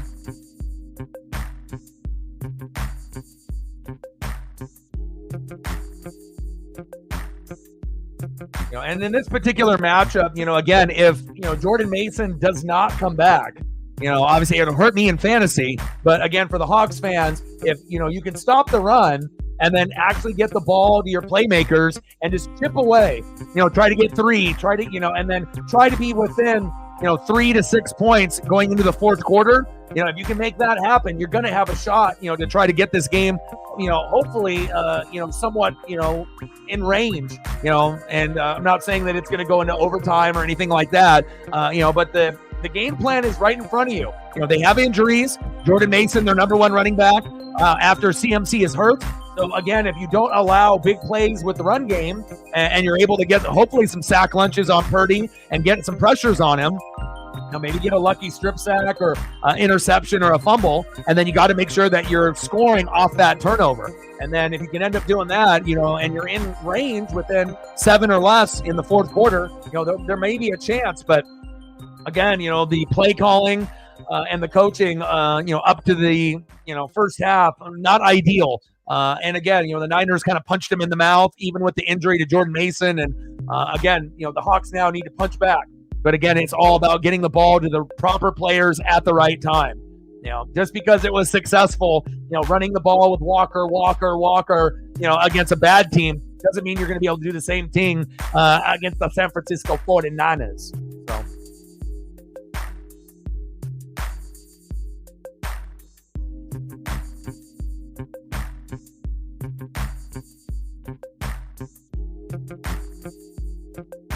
You got to remember, just a few weeks ago, they were 3-0, number one in the NFC West. You've had injuries to the defense. If you end up having, 3, 4, 5 guys out, you're not going to be the same team. Look at the Bucs.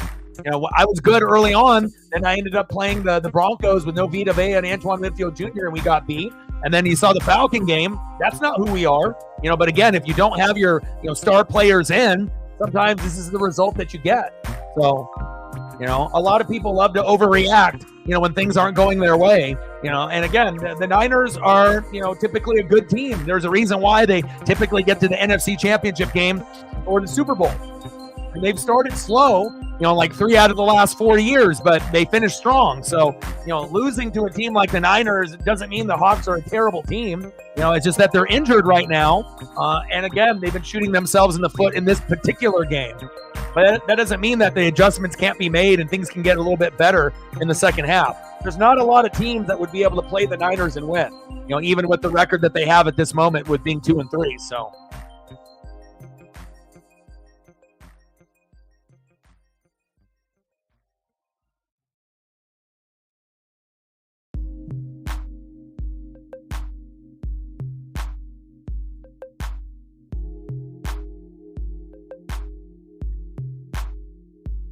Yeah, but there's a lot of things that need to be fixed. This McDonald's first year, offensive line needs to be better. Defense needs to be better. If your offensive line and defense aren't there, how the fuck are you going to win in football? And the answer is you're not. And then on top of that, if you have injuries and bad play calling and shoot yourselves in the foot, then it makes it even worse. So, this team is nowhere near being, full strength. So again, just because the score is what it is, it's not like you guys are full strength and you guys have no injuries whatsoever and are just playing bad. The team needs still a couple more offensive linemen and a rehaul and a retool on defense. They're nowhere near being where they need to be an NFC contender, to go the distance. So.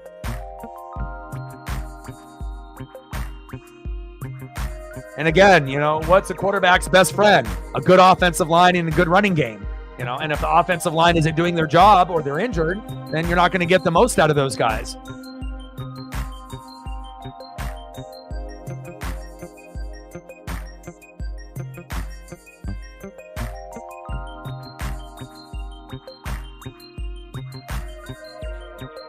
Hawks didn't get lucky with Wilson. If you ended up watching him at NC State and Wisconsin, they already knew that was the perfect piece to add. He was great in college. And again, getting a rookie quarterback on a rookie deal when you had all the other pieces in play with the Legion of Boom and Marshawn and everyone else, it wasn't lucky. That was a smart draft pick. Come on, Jacob. Jordan Mason back in the game. I like that, baby. There we go. There we go, baby.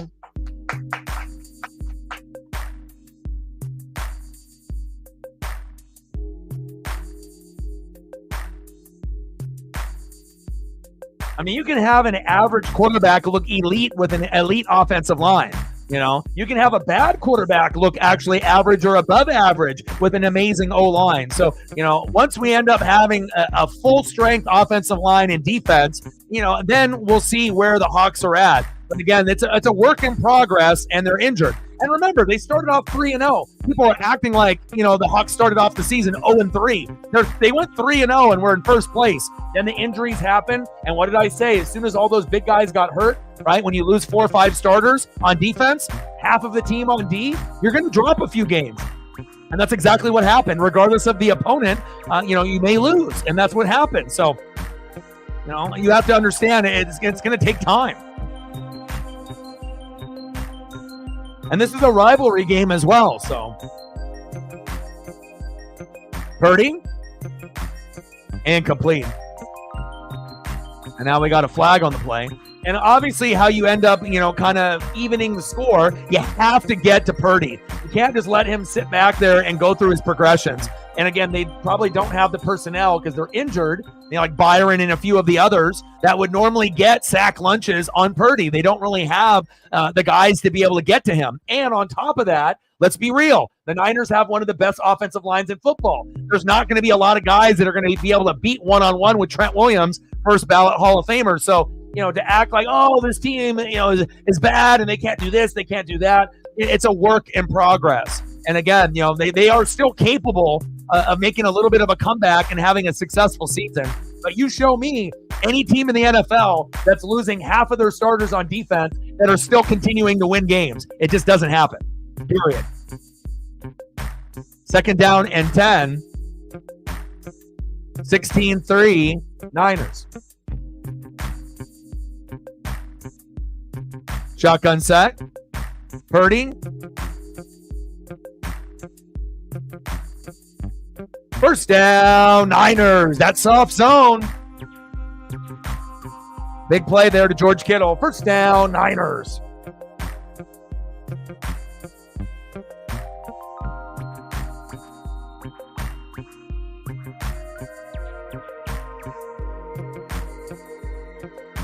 Well, based off first half play, it's, very clear. It looks like the Niners have the healthier team, but I wouldn't count the Hawks, out yet, especially, with time left. It's not looking good right now, but again, they just need to be able to make the adjustments. And if they can, they might be able to have a little bit of a chance.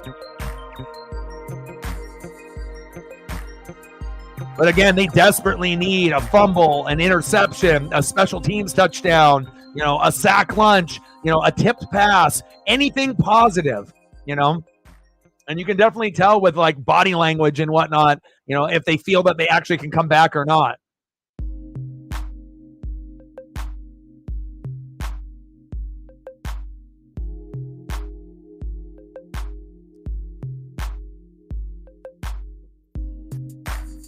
Second down and 4.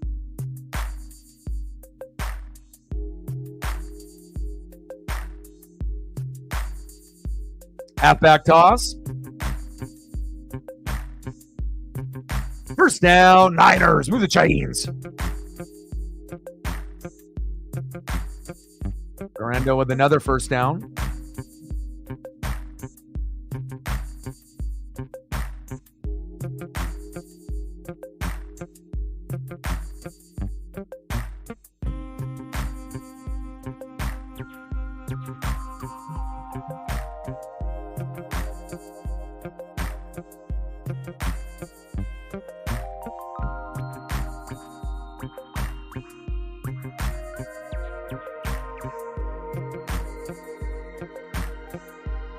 Little run up the gut for a short gain.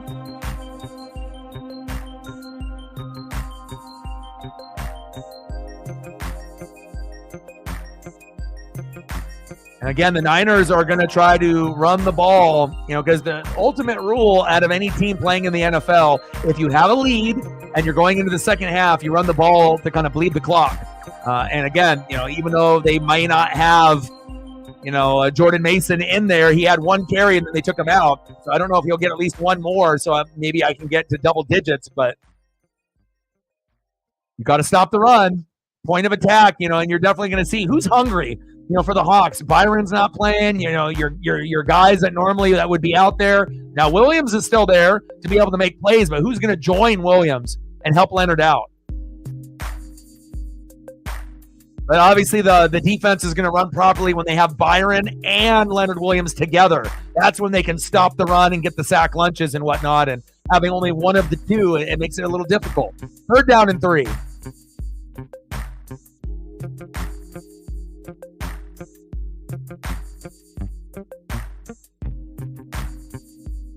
Juwan Jennings in motion, shotgun set. Purdy.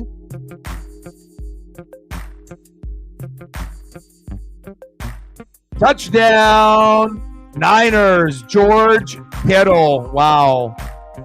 That was a hell of a throw, a hell of a catch, right on the money. There was nothing that the Seahawks defenders could have done on that play. That was just a perfectly thrown ball, only where George Kittle could have gotten it. 1, 2. Wow. Toe drag swag. He got it.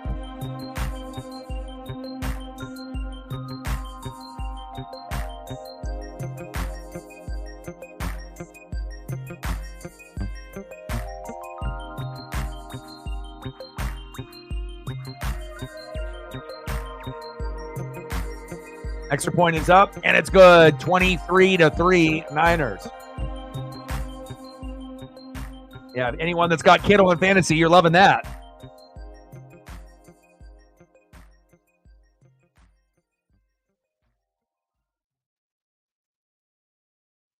I hope Jordan Mason gets at least one more carry before his night is up, but 9.3 is better than the 8 that he was at prior, but I would love to get at least one more carry. I mean, obviously getting in the end zone would be fantastic, but I mean, with the severity of that injury, we might not see him for the rest of the game or in limited action. But I'm just sick and tired of my guys getting hurt, you know, and then when you get a guy that gets hurt during the game, you know, almost every time that happens, you lose. So hopefully I'll be able to find a way. But I do have Caleb Williams going against Bo Nix against Matt. So I like my chances with the rest of the teams, you know, the rest of the guys that I have. And hopefully Caleb will throw for 275 to 350 yards. I mean, he's already got 300 yards in 2 out of the last 3 games. I mean, I don't like the fact that the game is in London. If it was in Chicago, I think Caleb would be raking against that shitty Jacksonville D. But hopefully in London, even though it's early in the morning, hopefully Caleb will be able to, you know, do a little bit, you know, in the pocket and the bootleg. He's been averaging about 5 carries a game, and hopefully that'll get me 20-plus points this week. And again, depending on how good Caleb plays, they have a bye next week. Maybe I hang on to him. You know, I already got Sam Darnold, but I do need a backup just in case Darnold has a bad matchup. And, you know, you started to see some of these rookies, you know, start to be able to shine. And not every rookie is going to be great right out of the gates. Sometimes it takes, you know, 4 games. Sometimes it takes 8 games. Sometimes it takes a couple seasons. But I like the progression that I've been seeing out of Caleb. So 23-3 Niners. Come on.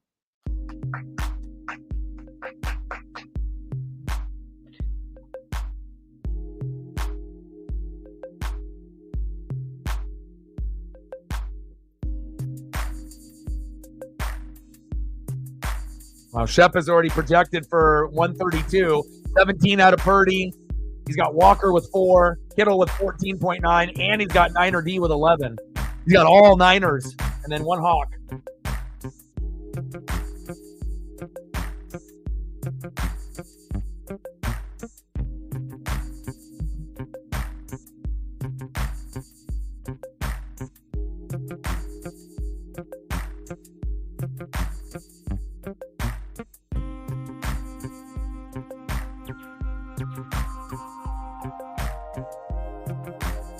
There we go. There we go. Go. Go. Go. Go. Go. Go. Let's go. Touchdown, Hawks. What did I tell you? All this negativity by Jacob, and what happens? Boom, boom, boom. Touchdown. Special teams, like I said at the beginning of the game, as well as at halftime, you have to be able to come up with a big play. You know, whether it be a pick 6, a fumble, a special teams touchdown, and there you go. There it is. That's what happens. You get someone like Jacob trying to be negative. I tell you how to be positive, and then boom shakalaka, you get rewarded with a special teams touchdown. Extra point is up, and it's good. Let's go. Right back into the game. There we go, baby. Let's go. It's all good, you know. We always need that person that's going to be overly negative, and then I'll tell you how to be able to make things positive, and there you go. Sometimes you got to talk it into existence, and you got to be positive about things. You know, instead of just being negative, and throwing that negative energy in the air. You know, when things are not looking good, there's two things that happen on how you respond in life. You either bitch and moan and complain and things don't get better, or you try to be as positive as possible, and then sometimes you get rewarded with an amazing play like that. Great vision, great run, and again, how often does something like that happen for the Hawks? We're talking about maybe once or twice a season, and then you got it right here. Nice job. Laviska Shenault Jr., baby. Let's go. Oh, thank you so much. Appreciate it. Let's go. Let's go. And again, that's what was going to have to be needed in this game. You know, for you to be able to compete with all those injuries, you have to get a pick six. You have to get a fumble for a touchdown. You have to get a punt return, kick return for a touchdown. You got to do something that normally only happens a couple times a season, and you get the big play. And guess what? This might not be the only one that happens. You know, if you can get a good return like that again, unless they kick it out of bounds, sometimes one play turns into two. Where, you know, I'm not saying that they're going to get two special teams touchdowns, but, you know, a lot of times when it happens once, you know, the team is a little on edge, and sometimes it'll end up happening again. Maybe not the same type of play. Maybe it'll be a fumble next time around or an interception, but the Hawks are back in it now. Nice job.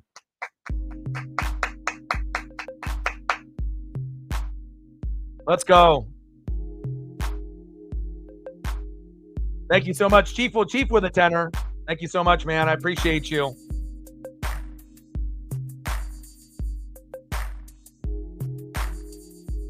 Thank you, Chief.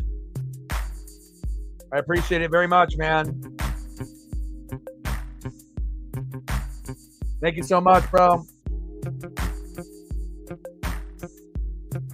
Stacks on stacks, racks on racks, little cactus jack. Bang, bang. Thank you, man.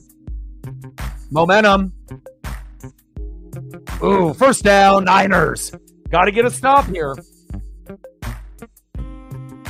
Sports is all about momentum, you know, and again, and you have to have belief. Even when things are going bad, you know, you can't just be like sulking on the bench like DK was in the first half just because he didn't get the ball or they're down. You know, you got to be a leader and you got to be able to stay as positive as possible. And again, you know, some people are better at it than others, you know, and some people are true leaders and some aren't.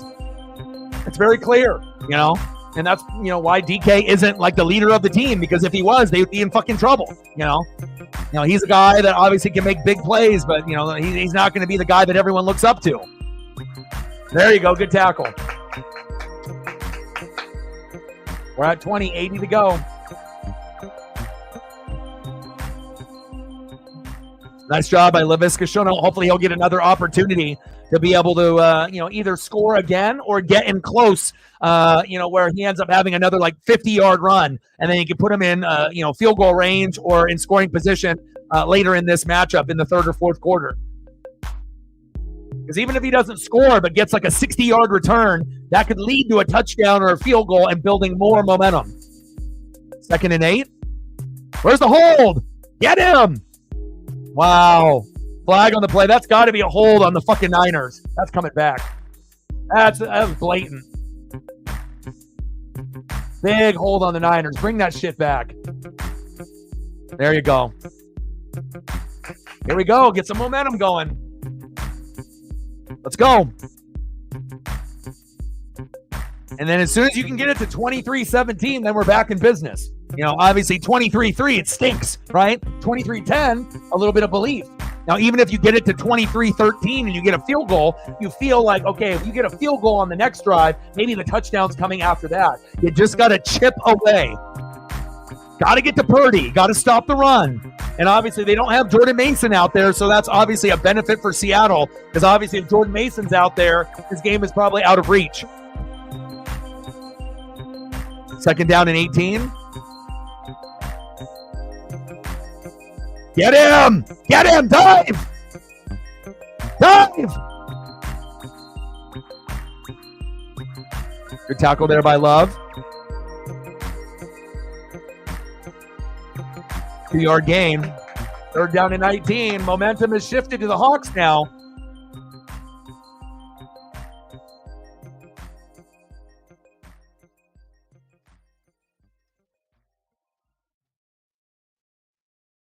Yeah, and no Tariq Woolen either.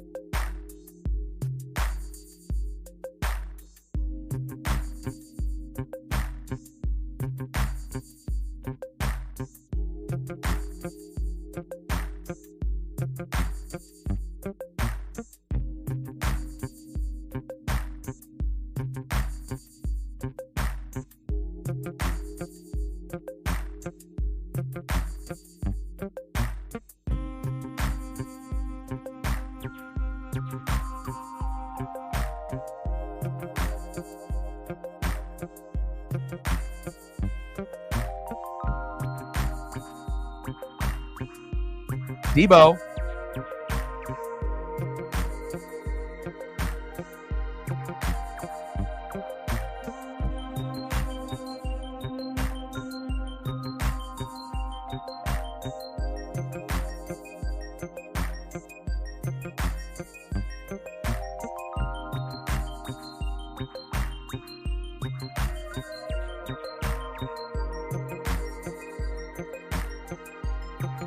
Well, it looks like based on stats, the last time the Hawks actually beat the Niners was in 2021. So 28-21 on October 3rd. So it's not like it's been pretty, So if you've been angry and you take it personal, well, you haven't had a fucking dub in years. It's been like 4 or 5 years since the last time you actually beat them. So, but last time was October 3rd, 2021. Or December 5th, 2021.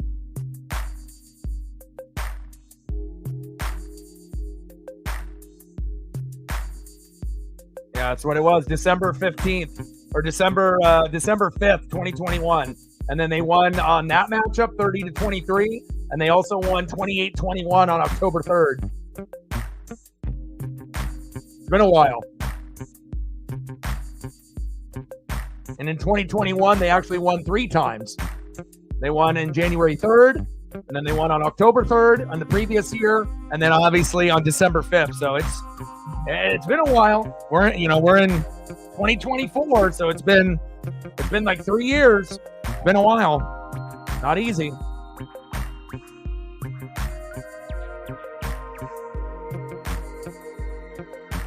Three-1 Yankees.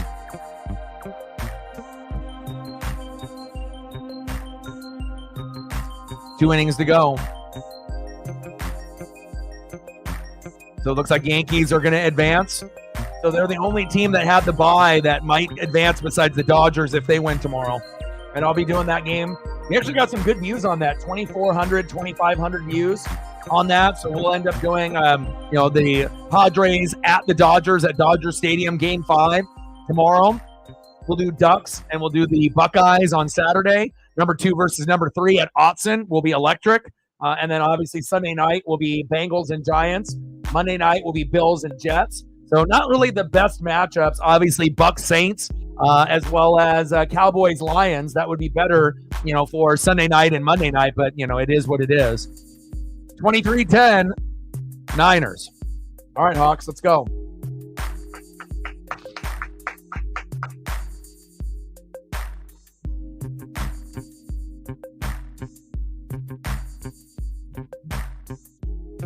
And then once we end up getting to another commercial break, Chief, anything that you want to be able to see Chief-wise, you let me know. I got you.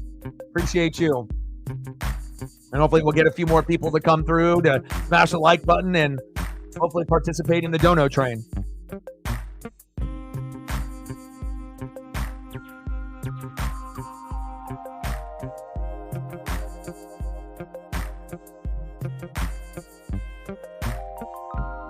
Yeah. And obviously the Jordan Mason injury will be key, because if they don't have him, that's a huge advantage for Kansas City. There we go. Show some emotion. There we go. Nice catch by Barner. Let's go, baby.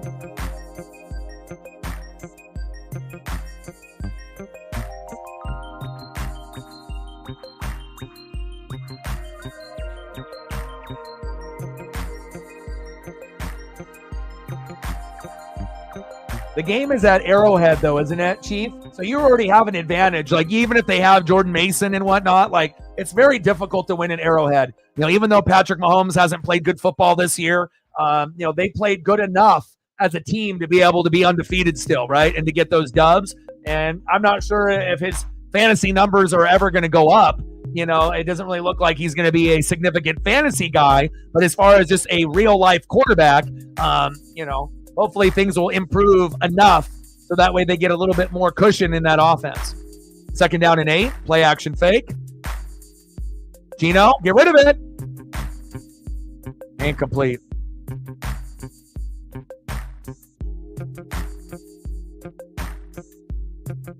Now, Jacob, you're drunk because the Chiefs are not going undefeated. You need to get one of those dunce caps and sit in the corner, bro. Chiefs are not going undefeated. No team is going fucking undefeated. It's the NFL. Come on, dude. Wake up. They don't got Pacheco. They don't got Rashee Rice. Mahomes has not played well. You know, you're not going to have 6 touchdowns and 6 interceptions and think that you're going to go undefeated. Oh, is it in Frisco? 3rd down and 8. Going deep. Got a man. There he is. Oh, I thought Tyler Lockett was too old and he couldn't do it. 1st down, Hawks. There we go, baby.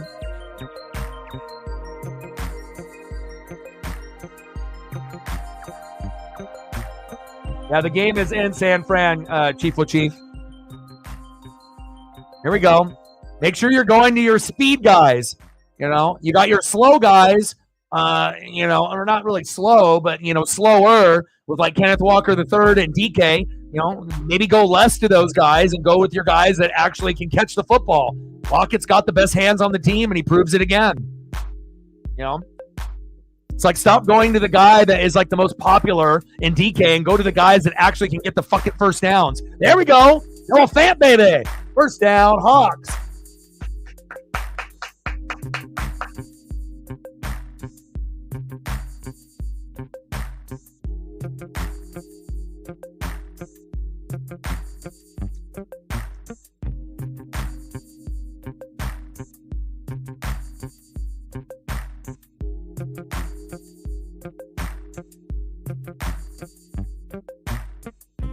Enough of Jacob. He can watch games somewhere else drunk. Enough of that. Play action fake. Gino. There we go. Walker with blockers. Get that 1st down. Just short.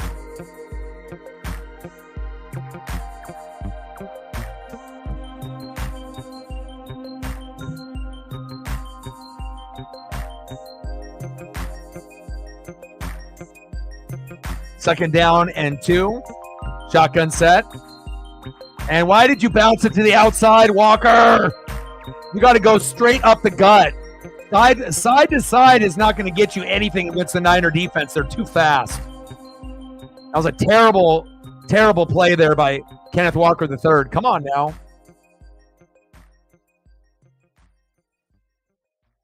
Go to your speed, guys. You got to get rid of the football quick. You got plenty of guys to go to. Lockett, JSN, Bobo. Throw it. There's DK. 1st down, Hawks. And now you're in the area of the field that if you go to DK, he can make a big play. You know, especially if you go for that, you know, back shoulder fade like they tried to run where his big toe was out of bounds. You're in perfect position to do it again. Here we go. You get a touchdown. You're right back in the game. Walker, right up the gut. Here we go. Here we go. I feel a touchdown coming. Do you? I feel it. And, you know, obviously going to Walker or DK would be like the most predictable, you know, but going to like Charbonnet or JSN right here would be obviously somewhere I would be looking.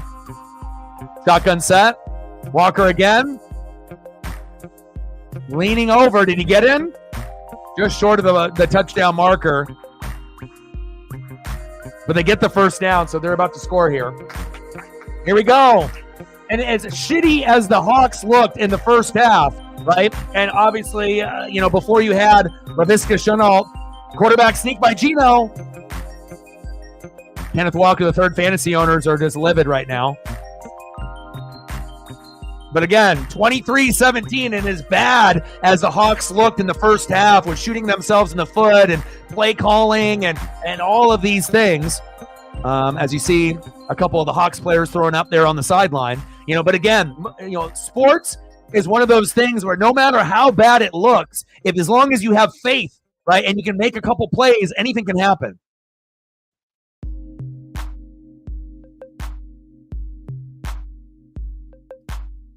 Niners got like a bajillion guys on the field. There should be a penalty on the Niners.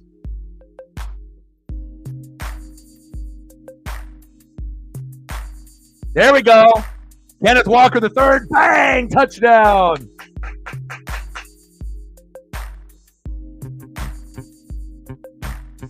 You eliminate a Jacob, and you end up getting a Walker. Touchdown, Hawks.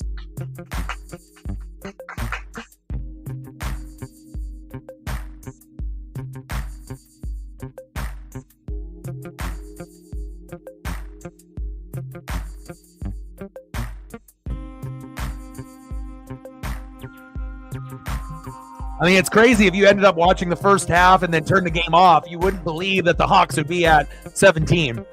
Right back into the game. And think about if they come back and win this game. First win since 2021, wearing the throwbacks. Like, it's possible now. Again, it didn't look possible, but what did I say? Dink, doink. Just try to chip away, get a big play like a special teams play. They did. The sports gods listen. Sometimes you just got to throw that energy out there and that positivity, and then sometimes you'll get the result. And this is what we have. So, even though it never looked like this was going to happen, I know me and a few others still had a little bit of belief, and you got plenty of time. You got 1:24 left in the third quarter. But again, Jordan Mason going out might be the key to the victory. Because, again, if you ended up having him, there's a good chance that he would have scored in this game once or twice. And if you don't have him, the Niners are not going to be able just to bleed the clock out now. Since the Hawks had that special teams touchdown, as well as the touchdown now by Kenneth Walker III, they're not going to be able to play keep away. They're going to have to throw the football. So if the Hawks can just find a way to get a few 3-and-outs or a few plays, and they can just chip away, even if they don't get a touchdown, they get a field goal here, a field goal there, we might have a 23-23 score, in the fourth quarter. So, and at that point, anything can happen. But you got 1:24 left in the third and the whole fourth quarter. So, and what did I say? Going into the fourth quarter, if you can get it down by 6 or 7 points, you're going to have a shot. And what's the score? 23-17. You're only down 6. The sports gods are listening. Momentum has shifted where it feels like, maybe a Brock Purdy interception, off like a tip pass. I'm just trying to talk, that juju and that energy. But almost every single thing that we've mentioned on the stream has happened. So, we'll see how it goes. But again, play calling is big. Defense is important. And lo and behold, if you go to guys like JSN and Lockett, they're going to come up big for you. And shout out to Laviska Shenault to start everything off. Because if he doesn't make that play, you're not going to get that Kenneth Walker touchdown. Everything is momentum built. And obviously getting that amazing special teams touchdown, gave the confidence back into the team. Better late than never. Nice job.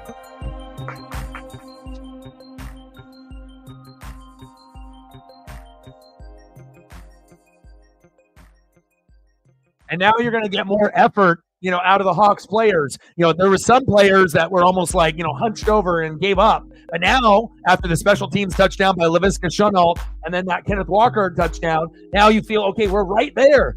And again, we don't really know how many more points the Niners are going to score, right? And if, you can get them to do field goals instead of touchdowns, there is a real possibility that this game could go into overtime or the Hawks could come back. But again, they're going to have to play in a lights-out fourth quarter.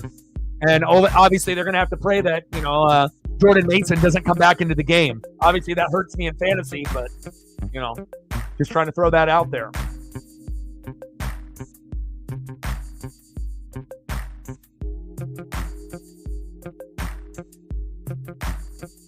Oh, big hit on Debo.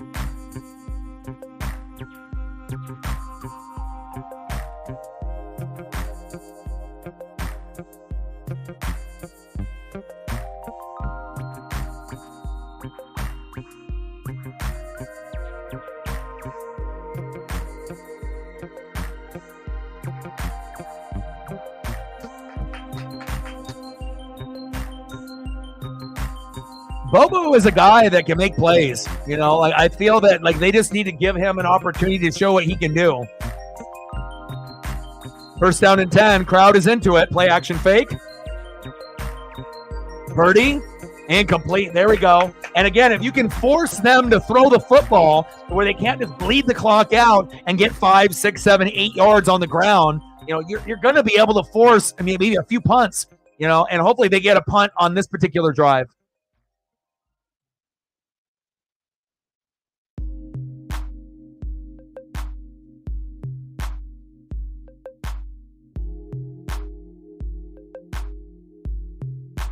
(23-17), huge comeback from the Hawks, and I'm so happy that they decided to, step up and make those adjustments and get a little bit lucky as well. Man in motion, shotgun set, step up, get him, step up, hustle. There we go, good tackle. I feel with the Hawks defenders, and I know some of them are backups, they're so close from getting a sack lunch or making a big play, and they just kind of stop. You have to make sure that motor is going from beginning to end. When the play is called, and then obviously when the whistle is blown, you don't stop until the whistle is blown. Let's go. They've been so close from being able to get a couple sack lunches or a big play, and they just have kind of given up. About a second before they could have made the play. Make sure you get to fucking Brock Purdy. Third down and 10. Big play. One of the biggest plays of the day here. Shotgun set. They bring pressure. Tackle him. There we go. Nice tackle by Love. I see you, Julian.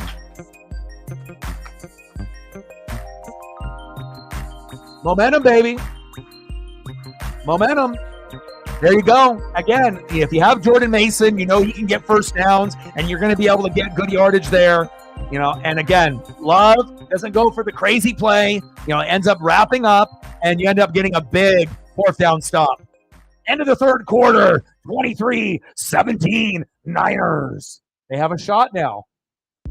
It's a tale of two halves. You can look like dog shit in the first half, but again, if you make the adjustments and you get lucky, you're right there back into the game. This would be a beautiful win for the Hawks if they can end up coming back and forcing overtime, or just simply getting the win. Let's go, Uncle Mo, baby.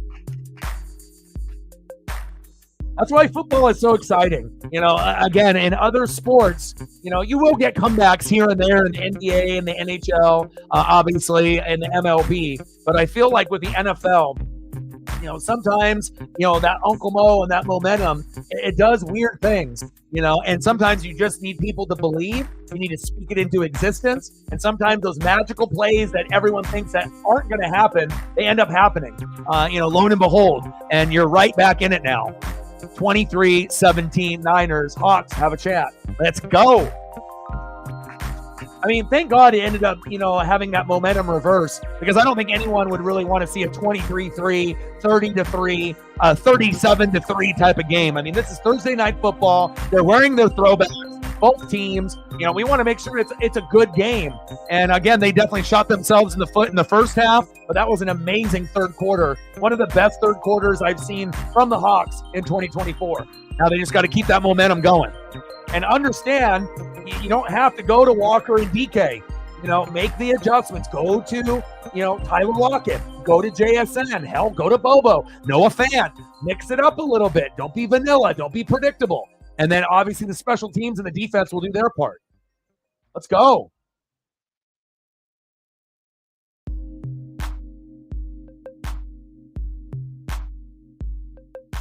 I don't like seeing a 9.2 next to my name. I mean, I would rather see a 15 or a 20, but it is what it is. But on the flip side, Matt's got DK with 5.8, so I guess, in retrospect, that's a good thing, instead of DK having like 20, 30, 40 points, so.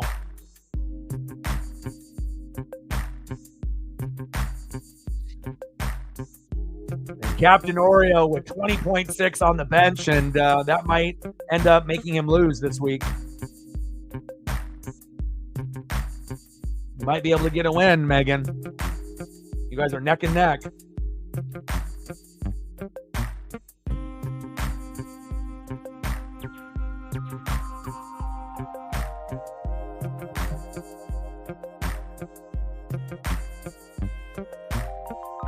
Exactly. 4th down and 3. Niners with the punt.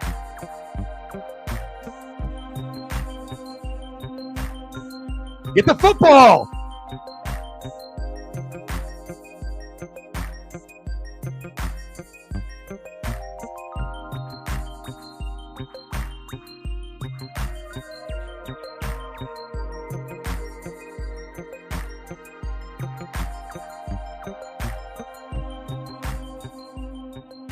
And if you pushed him into the, special teams player, get up and get the football. Don't just wave for the fair catch and sit on your butt. Get up and get the football. Don't stare at it. You don't know how the ref is going to call this.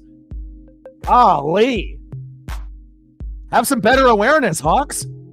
Even if your own player pushes the, defender into you, don't sit there on your ass and just look at the football. Get up and get it.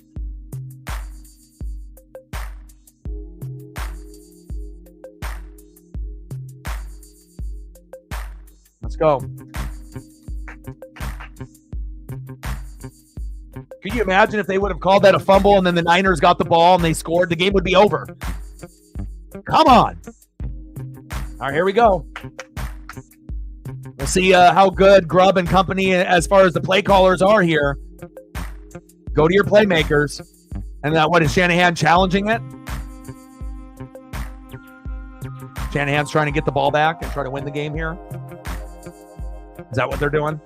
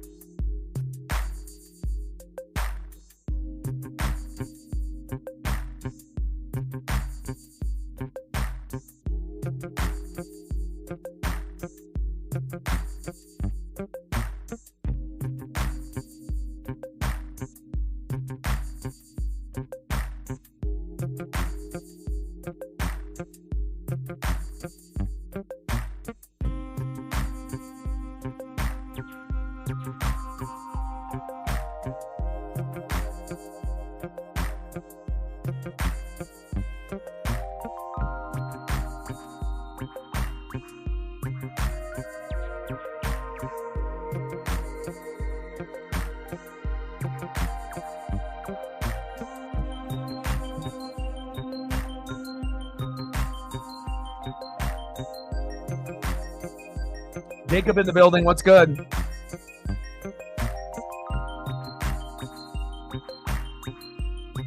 Game 5. You have a shot. You just got to pray that it's not Scooball pitching, because if Scooball's pitching, then you're not going to win. But if anyone but Scooball is pitching, then you're going to have a shot. Congratulations on the dub.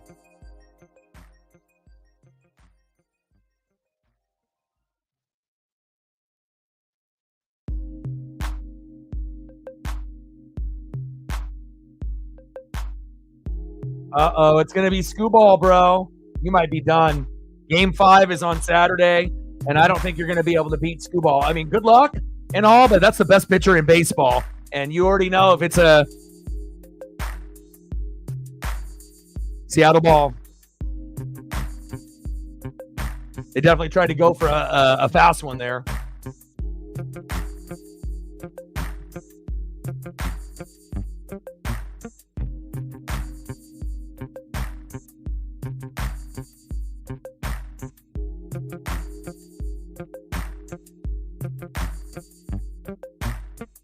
Yeah.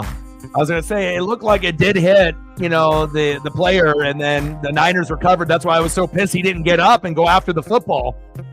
But it did hit his finger. You can definitely see the trajectory of the football change, and then the Niners jump on it. It should have been Niner ball. And, again, that's why you want to make sure you're always jumping on the football no matter what, and not having the refs decide the game. But the Hawks luck out there. Nice job. 2nd down and 6. Hand off. Charbonnet. Bounce it to the outside, baby. There we go. 1st down, Hawks. But I just looked at the schedule, and Scooball is pitching on Saturday. So enjoy the win today. And if you end up beating Scooball, man, I don't know what to say. That would be amazing. But, just being an outsider looking in, it's not likely you're going to win that game. Scooball doesn't pitch bad. He doesn't have bad games. He's the best pitcher in baseball. It's not impossible, but it's going to take a hell of an effort. You're going to have to rough up the pitcher after Scooball to have a chance to win. Gino, play action fake. And he throws it into the dirt. Golly. Flag on the play. What was that?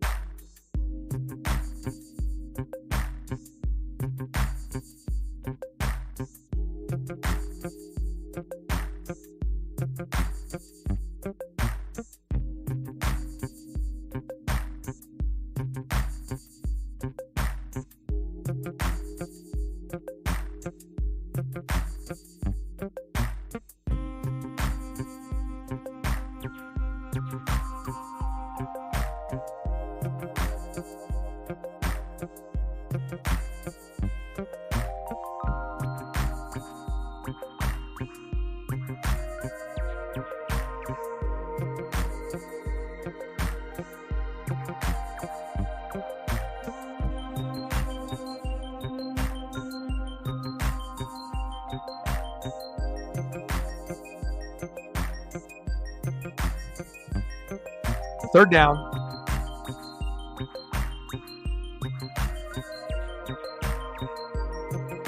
Come on, Hawks. JSN or Lockett can get you that 1st down.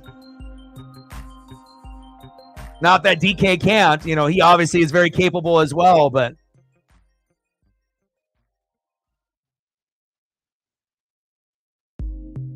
now Bosa. Watch out the blitz here. You got to get rid of the football quick. Shotgun set.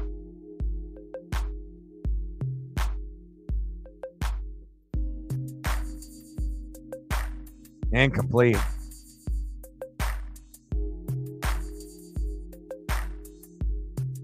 Yeah, they should have had Charbonnet go in there and double team on Bosa and chip him. I mean, you already know that this guy's one of the best players in the world, and one-on-one, Bosa's going to win that matchup.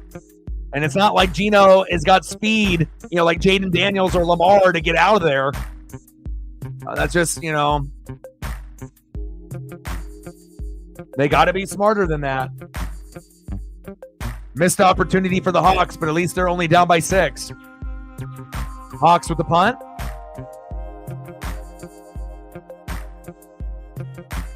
Nice. Nice tackle by Williams. A little bit of a slip by the Niner offensive player as well on special teams. Nice job.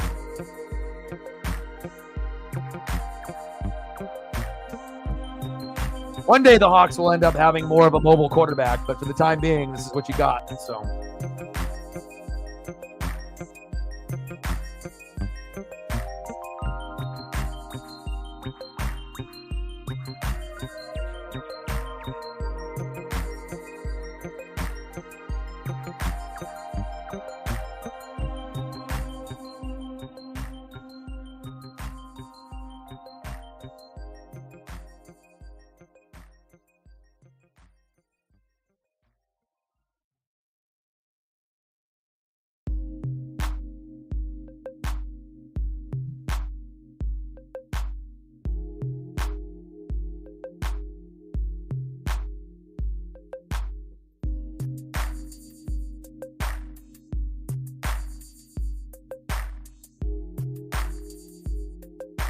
All right, Niners, your turn.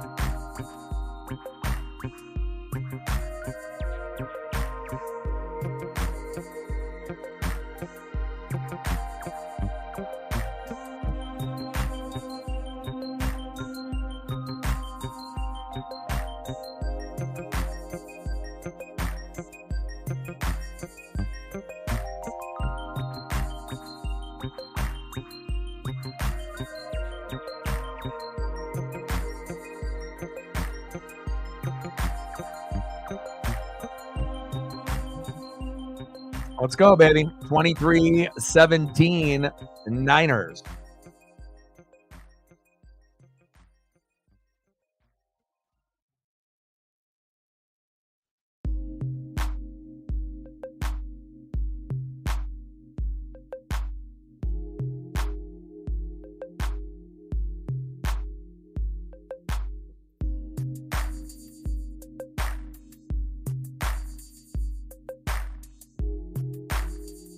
First down and 10. A little confusion by the Niners. Flag on the play. And that's coming back. Illegal formation there. False start by the Niners.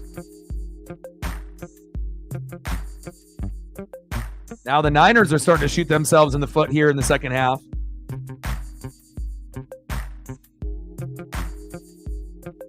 We're at 20:80 to go.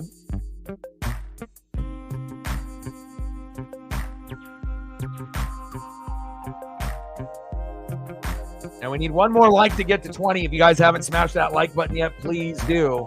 There we go. We're at 20 now. Let's go. 5 more to 25, 10 more to 30.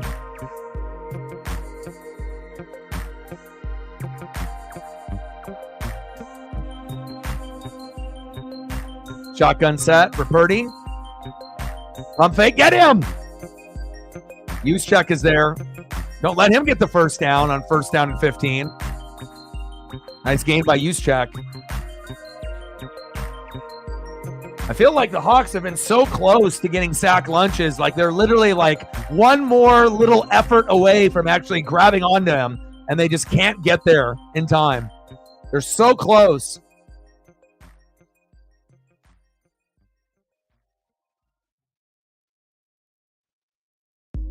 Second down and 2.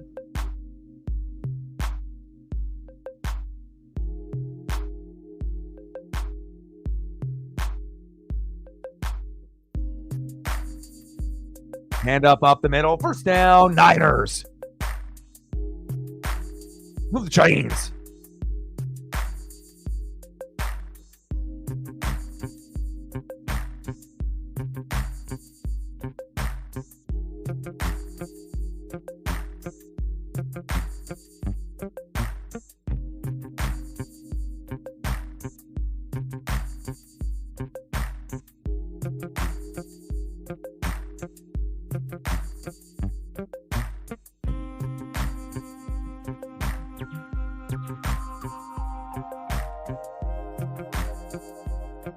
a little timeout. I'm going to go visit Paisley here real quick, and I'll be right back.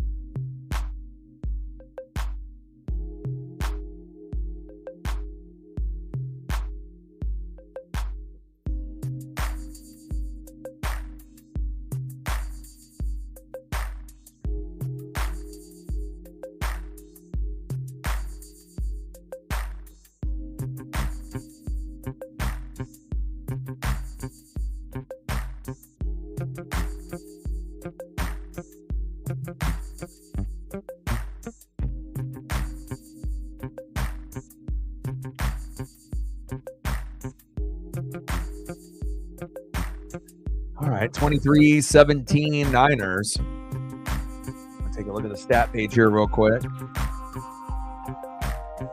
All right, what do we got? So Purdy is 16 for 24, 225 yards, 2 tutties and no picks. Geno Smith, 14 for 26, 187 yards, no TDs, and 1 pick. And then that pick was early in the first quarter. Kenneth Walker, 14 carries, 32 yards, and a tutty. Jordan Mason, 9 carries, 73 yards, but he got hurt, so we're probably not going to see him again. And we got Debo and Kittle with tutties, and we're still waiting for the Hawks to see what they can do.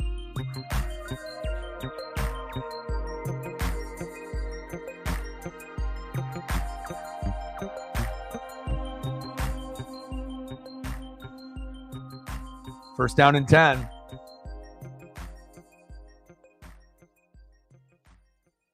Now, hopefully he's not injured for a few weeks. I sent you a message. Do you want the package to have Brittany or Brett?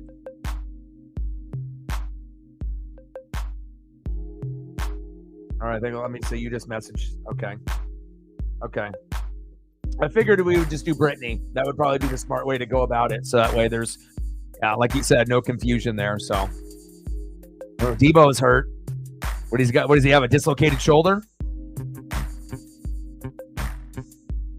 Or something with his hand? What's going on with him? Looks like that shoulder might have popped out. And Debo has always had injury problems.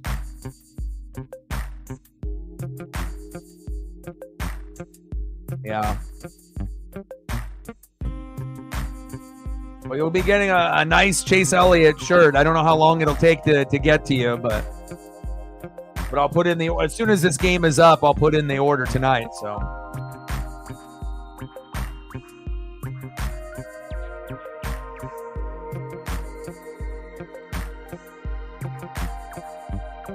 Leonard Williams with the face mask.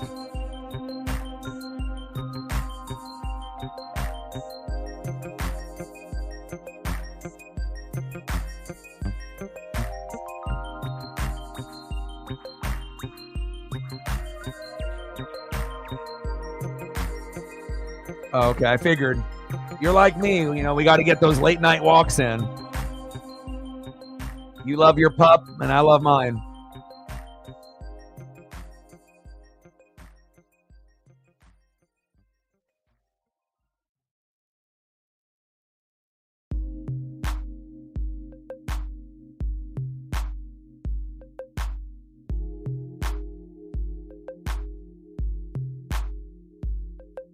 Man, Debo, based off the replay, he's looking like he's in some serious pain.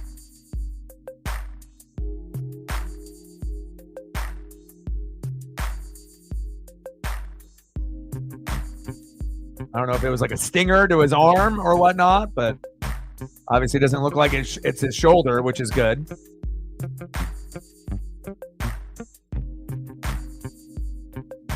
Doesn't look like it's serious for Debo.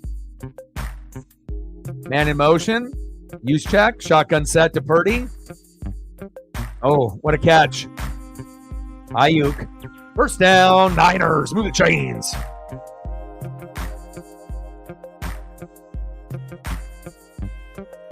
Debo back on the field, only missed a play.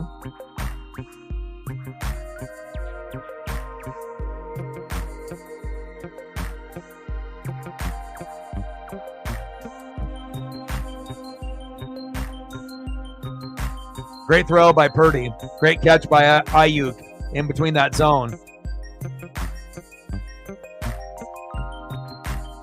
Little end around. Debo. There you go. Good tackle there by the Hawks. Got to get the offense off the field if you're Seattle.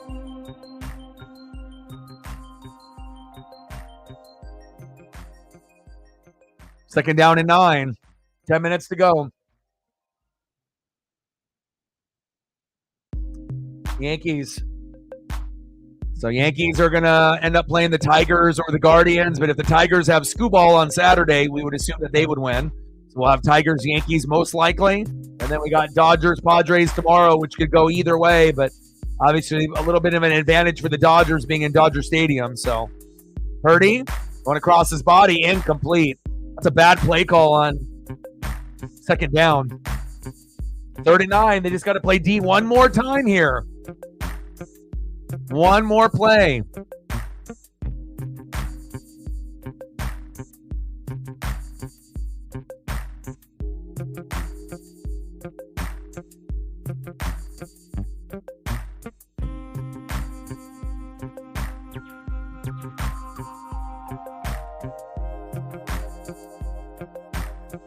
Third down and 9.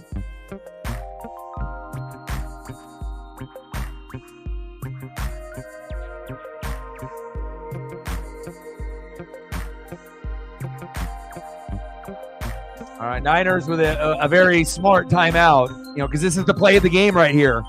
Up to this point, the Niners are up by 6. They're trying to be able to bleed the clock and, win this game. And if you're the Hawks, obviously you need to stop here, because if the Niners end up getting a field goal, you're going to be down by 9. And there is no touchdown and 2-point conversion that's going to get you 9. So, this is a very key moment in the game. You got to get a stop here. And obviously getting a field goal would be better than having them get a touchdown, because if the Niners score a touchdown on this drive, it's over. If they get a field goal, there's still a little bit of hope, but you'll be down by 9, not 8. But again, you got to be able to try to force, obviously, a punt or a long field goal. And it looks like they're too far for a field goal on this side of the field. So third down and 9. There we go. That's the play that you needed. There we go. Good job by the Hawks. All right, Seattle's going to have a shot. And I don't know how many shots they're going to have. Maybe 2 within the last 9:38. So they got to get at least 3 on this drive. And then obviously 3 on the next. Or you're going to have to try to get a touchdown, on this drive to try to take the lead. But 24-23 doesn't necessarily mean you win. They could end up kicking a field goal and, winning 26-24. So Niners with the punt. But the Hawks D holds. Uh-oh. Wow, what a punt. Unbelievable special teams by the Niners. Wisnowski, my God. Big punt. I mean, if you're a Hawks fan, you wanted that to go a touchback so you get it on the 20. And unfortunately, this is going to have to be a long, long drive. And even if you get 3, it's a win. If you can end up getting it to 23-20 and then 23-23, that's a plus. But this is going to be tough. Time to get the ball to JSN. Time to get the ball to Lockett. Time to get the ball to Charbonnet. And then when you get closer, then you can go to DK. But we'll see what happens here.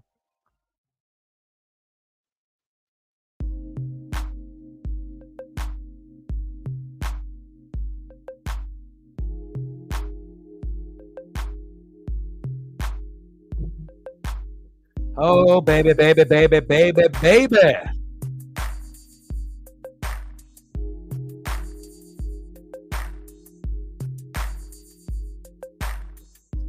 the first part of season 4 for Outer Banks dropped this morning.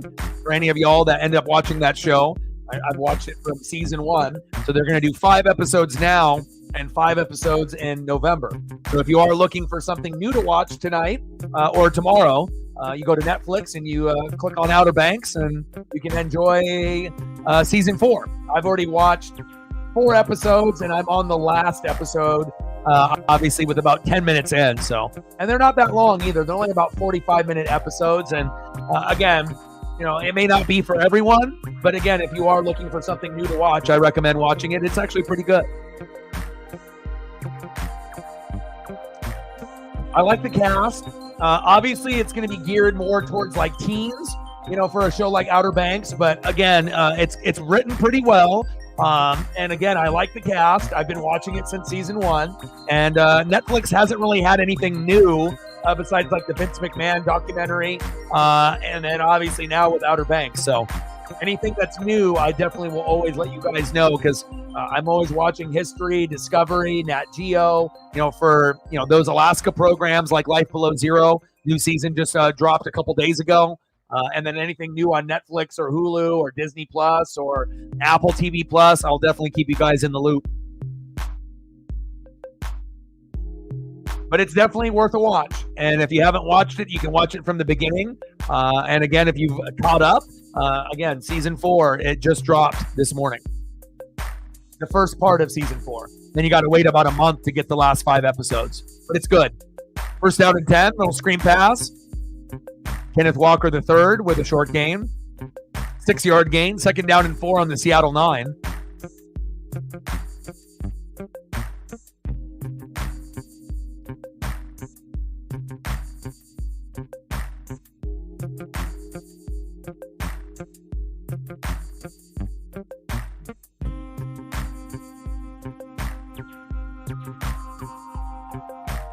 Second down and 4. Shotgun set. Little screen. There's Lockett. Lo and behold, you listen to Oh Doggy Dog, you get first downs. First down, Hawks with the chains. I mean, just imagine if they went less to Walker and DK in the first half and actually got Bobo and JSN and, Tyler Lockett the football. Shit, they would probably be ahead right now. Shotgun set. First down and 10.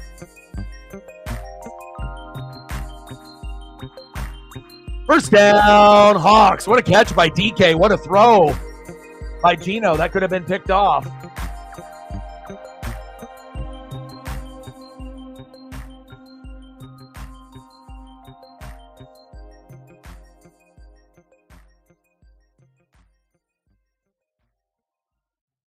DK again.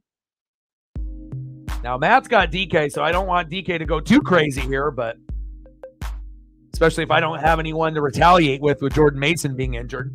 9.2 to 7.9, I'll take that. Holding on the offense. Barner with the hold.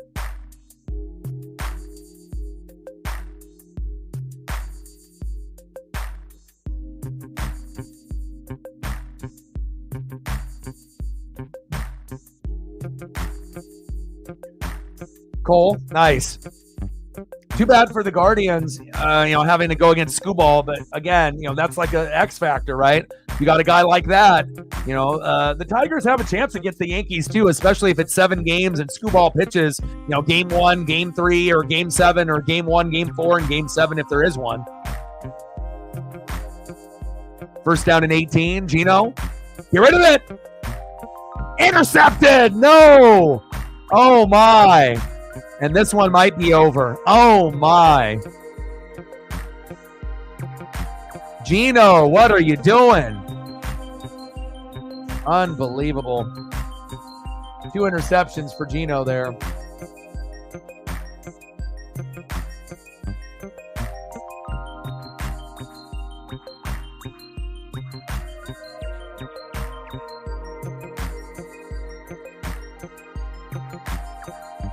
Why are you going to DK?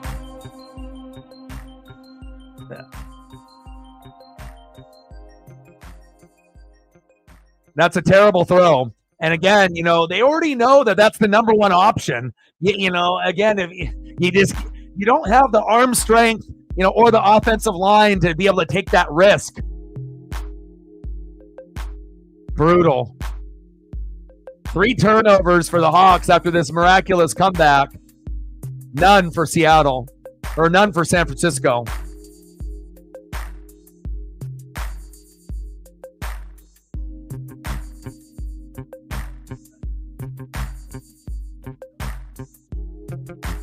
Patrick Taylor. That's not Jordan Mason, damn it.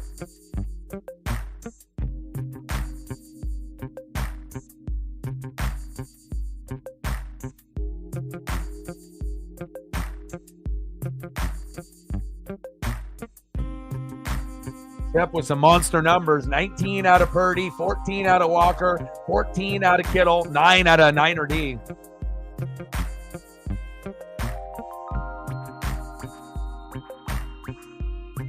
Second down and 4.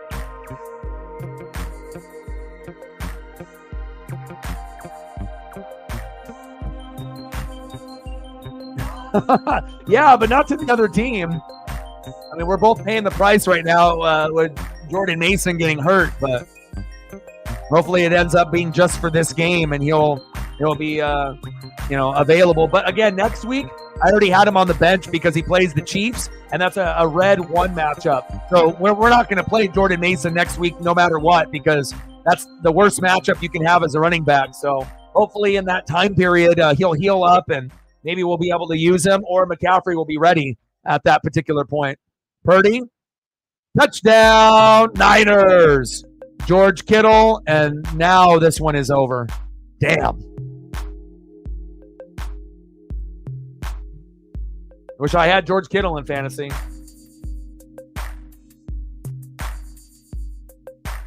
Shep is getting points on points on points now.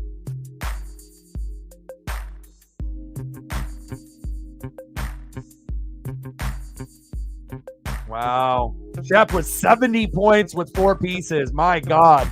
Pacing for 142. 24 out of Purdy. 14 out of Walker. 23 out of Kittle, and 9 with San Francisco D. What a game for the Niners and George Kittle. Shep, I see you. 2-point conversion. Purdy. And complete. Yeah, Kittle is the number 1 tight end. I mean, obviously you got, he's currently ranked 2, but, if you're looking at like Brock Bowers and Trey McBride, or George Kittle, give me George Kittle. I like what the rookie has done in Bowers, and I like Trey McBride a lot as well, but, Kittle is, getting the looks like he did a few years ago. Unfortunately, Mark Andrews and Travis Kelce and Sam Laporta are nowhere to be found. Oh, they're running the 2-point conversion again. Brutal.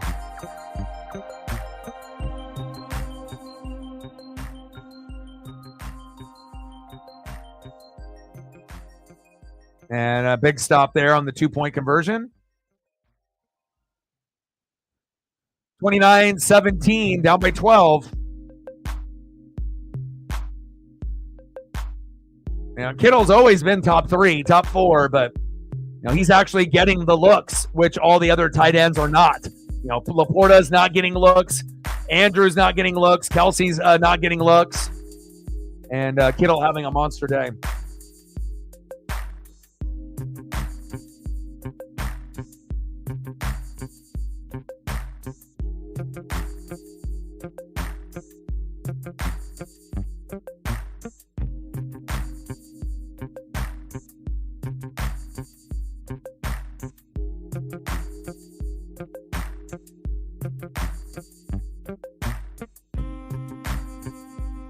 I just saw it. I'll go over it after the game is over.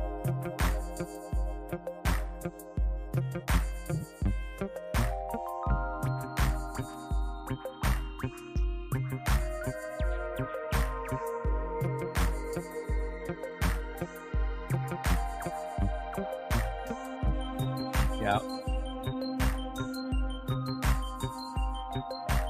You're losing and she's got 2 players on bye. Uh-oh.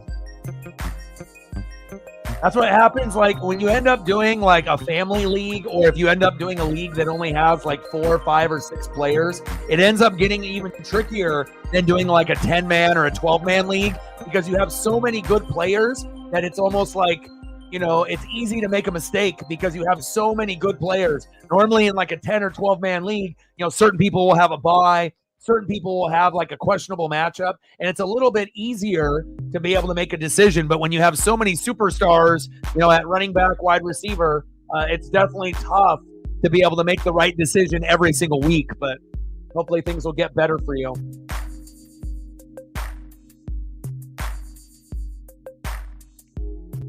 Well, one team has 0 turnovers. The other team has 3. So, again, a nice effort in the third quarter, but the Niners won the first quarter. The Niners won the second quarter. Hawks came back and won the third quarter, but then now the Niners won up to this point, the fourth quarter.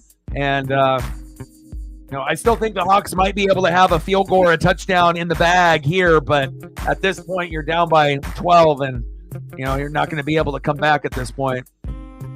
He's like, where's my wife? There she is.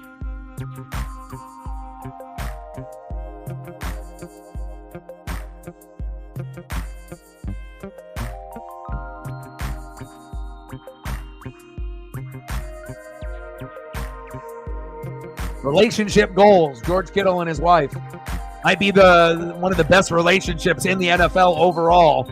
I don't think I've seen a more supportive couple of each other in the NFL besides those two. And then if you ended up watching the wide receiver documentary that had Kittle and his wife in there, you could tell that's what love is supposed to look like. The genuine love and support for each other in whatever they do. Love.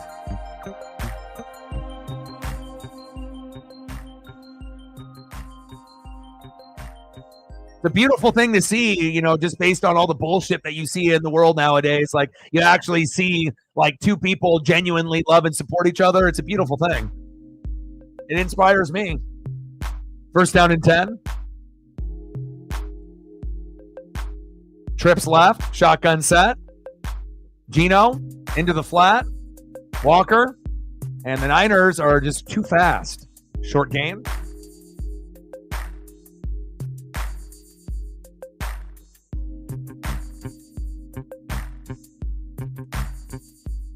Yeah, but also, with Mason being hurt, right? Again, if he didn't get hurt, there's a good chance that Mason puts up 15 to 20 today. Like I said, he would have gone in the end zone once, maybe twice, because they would have exploited the D line that's been banged up, and there's a good chance that he would have had a monster day like Kittle today. So, or Kittle gets 1 touchdown, and then maybe Mason gets 1 or 2. Geno, Noah Fant, first down, Hawks.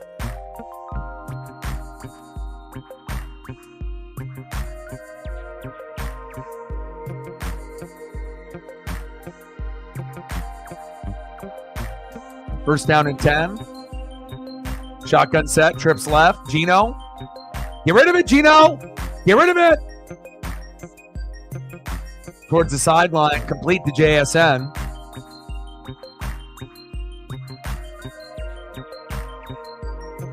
Second down and 5.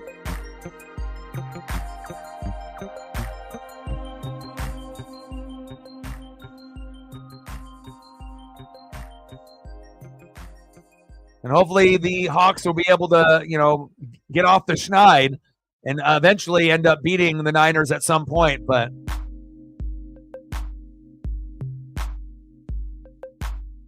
gets blasted by Bosa. Incomplete. Third down and 5. We're at 20:80 to go.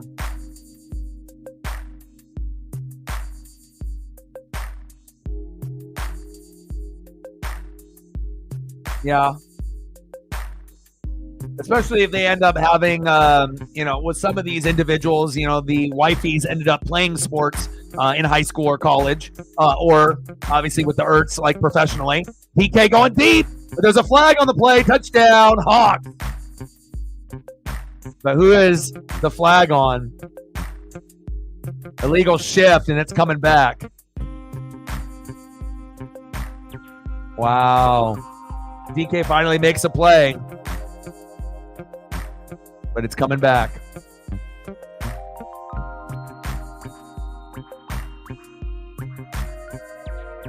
Yeah, and you can tell Kylie and Jason, they have a strong bond too, for sure. I mean, Kylie won't even wear anything if it's not Eagles, so, she definitely bleeds the green. And, even if they end up going to another matchup in like a Chiefs game, she definitely shows her loyalty to not only herself, but to her husband as well. 3rd down and 10.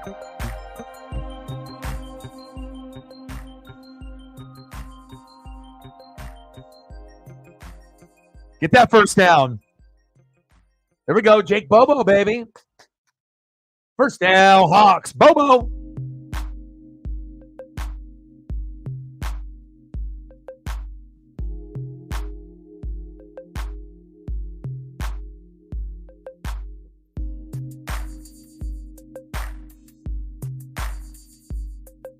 Bobo, baby.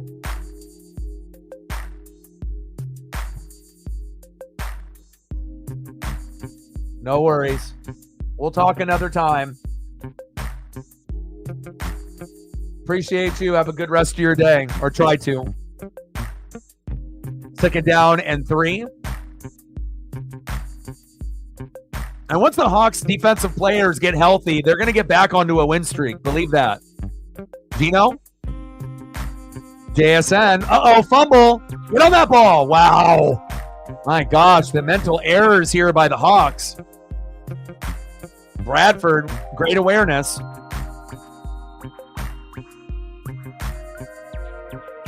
Yeah, Fred Warner is a fucking animal. They're going to punch that ball out. Bang!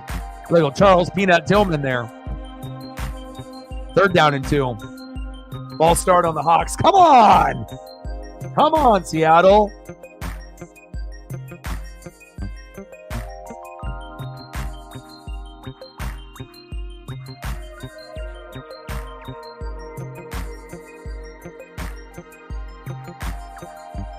Yeah, Warner is a beast.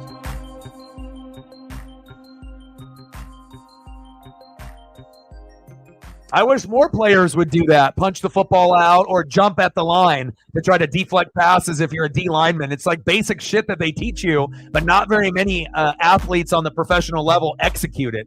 Mind-boggling. Gino, little check down. Walker's there. First down, Hawks. Move the chains.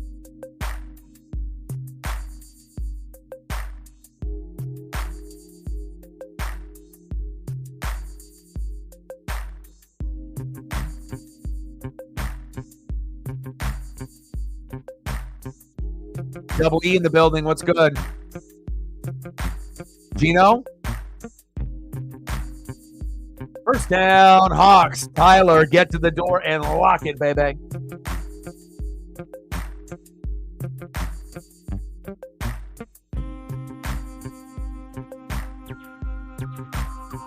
Yeah, just unfortunate matchup, going against Shep and having all his guys hit. Purdy, 24, Walker, 18, like the number one option on Seattle. Kittle with 2 touchdowns with 22. Niner D with a 7.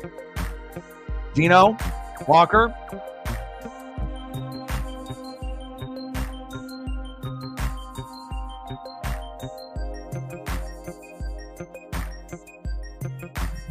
Going to be tough, man. Like I said, with you and Zini up there with Shep and Reflect, me and Chief are coming for your guys' 2 spots.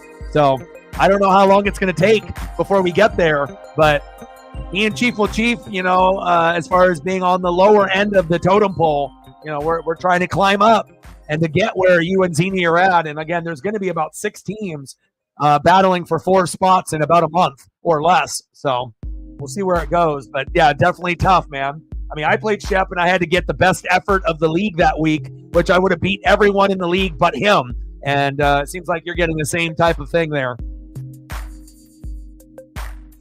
And complete. 1st and goal. Tough catch. Opportunity for Lockett there. 2-minute warning.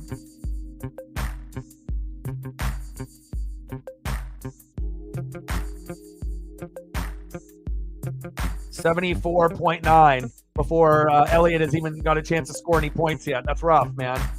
But again, you were down, 60, 70 points last week, and you came back and beat Chief, barely. And he started it off with Mooney and started it off, obviously, with Drake London. So, anything is possible, where you can end up being down. But you just need, like, Lamar to end up having a monster day. You need to be able to have someone put up a 30 or a 40 and be able to kind of even the score. So fantasy is a very tricky game, let me tell you. Yeah. Back-to-back weeks, the teams coming for you. But I'm telling you, man, like Reflect's at the top, and Shep is number 2. But Azini, Elliott, me, Chief, and then we'll see what happens below that, with the other teams that are, obviously participating in the league as well. But obviously Captain Oreo and Sarah are having a tough time. Then you got, Megan, obviously in the lineup with Matt as well. So we will see. We will see how it all plays out.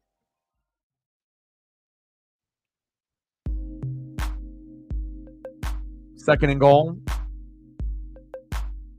Shotgun set. Gino. JSN in the back of the end zone, incomplete.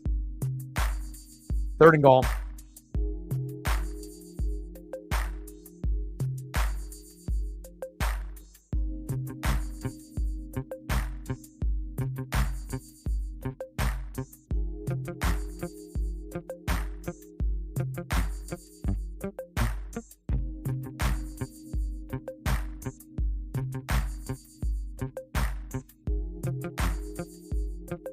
Shep in the building. What's good, brother? What a day for you. And complete to DK. Fourth and goal. Sometimes you end up having the right players in the right game. When you have all the right offensive players and the defense on the Niners, and then you have the star player on the Hawks, and then you get a magical 70 points out of like 4 or 5 positions, and you're on your way to a very successful week in fantasy. Good job. Oh, Elliott is not liking what he's seeing. He already had to go through it with Chief last week, and then you're making it even worse this week. Fourth and goal. Shotgun set. Gino. Lockett with the touchdown. But they said he's too old and he can't do it, which is bullshit. And thank God that wasn't DK. I'm trying to be Matt this week, so especially if one of my players gets injured within the game. Normally when a player gets injured within the game, you lose like 99% of the time. But luckily, Mason ended up getting 9 points before he got hurt, thank God. Because if he would have gotten a 2 or a 4, I would have been fucked. So at least I still have a chance to get the dub this week and get to 500, baby. And then I'm coming for y'all. Cooper Kupp will be back in a week or 2. Maybe McCaffrey in a month or less. I just want to be able to use those guys for at least a month before the season ends. 29-24 Niners.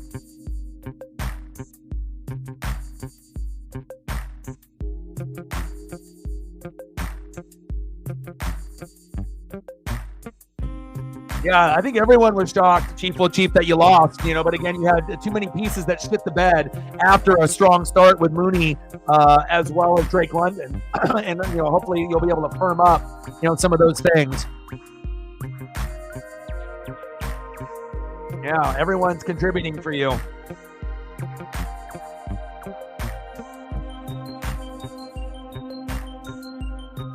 And for all the people that, ended up having Miami Dolphin players, you got to bench those guys. There's no point of playing Achane. There's no point of playing Waddle or Tyreek, until things change.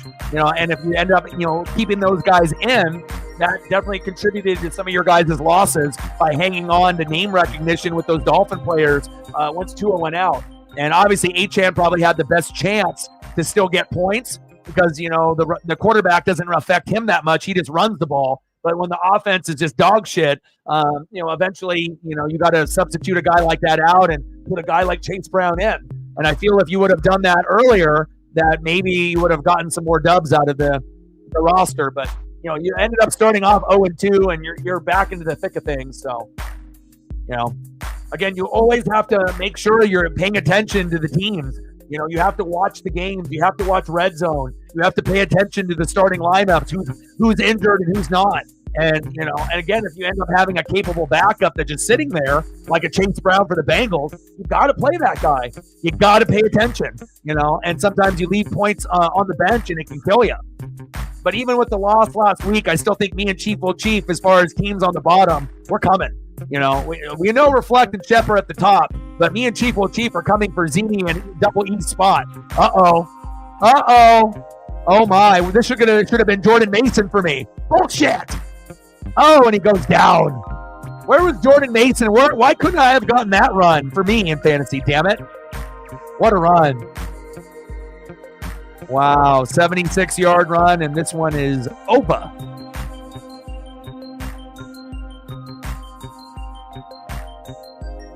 Big Steppas. Now, if you can get a 40 to 50 point performance out of Lamar, then you're back in business. You know, but again, you're going to need something huge, you know, out of Lamar and a few of your other guys to make up the difference.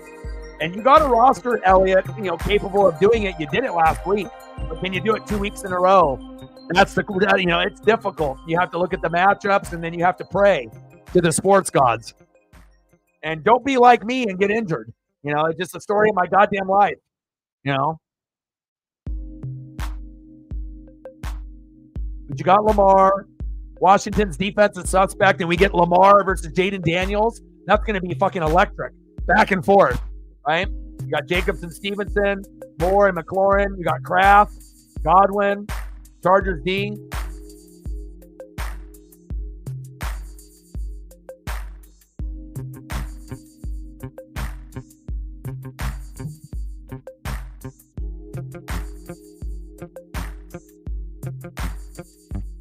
Captain in the building. What's good? Bro, each week you're making the wrong play, bro. You keep leaving points on the bench. And, you know, I know you want to get back on track to get into that W column. But again, sometimes when you have too many quote unquote good players, you have to find the right combination to be able to play. And Debo was a must play today. I can't believe you left him on the bench, but that's fantasy, bro. And you're going to learn, you know, again, you know, fantasy sometimes can be cruel, but you have to be able to do the research and do the, you know, to kind of, you know, watch the film and go in there. But hopefully the other guys that you decided to play over Debo will cash in for you. But that's a tough loss when you're leaving, you know, 20, 25 points on the bench out of an individual. Touchdown, Niners, use check. Wow.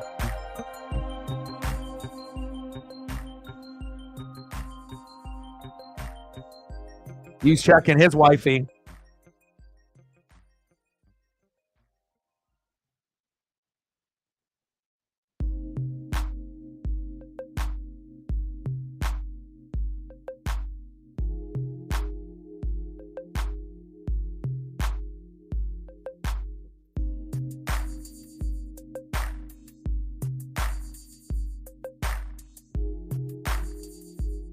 Yeah, you would have been better off going, you know, Garrett Wilson and Debo, or going Debo and Wan'Dale Robinson. But again, I probably would have went Debo and Robinson, and you know, or you know, you could go either direction. But again, sometimes, you know, it's a tough decision to make in fantasy.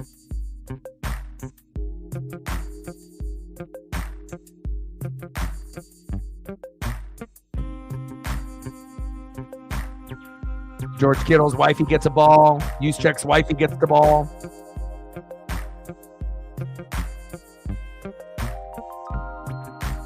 Yeah, but still, it's not over necessarily yet.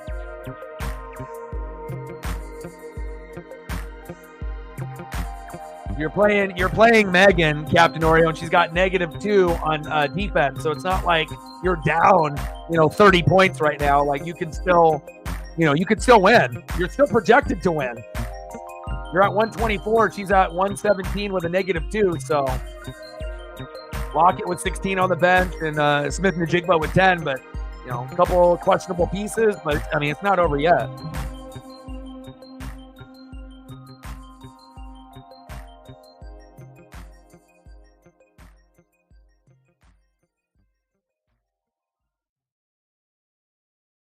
You know what that means is that you need to be hitting the wire better.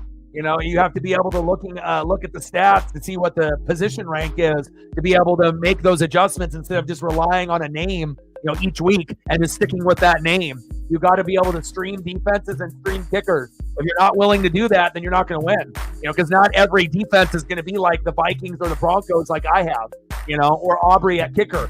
Sometimes you're going to have to stream a defense and stream a kicker, even though you don't want to, and you might have to let go of some other players that are notable names. But if you want to be able to win, you got to maximize your whole team every single week, and that's fantasy. You got to block. You got to be able to stream a defense. You got to be able to stream kickers. And again, that's another kind of strategy in fantasy that some people are afraid to do. But sometimes you got to be able to do something like that to get back in the game. Facts.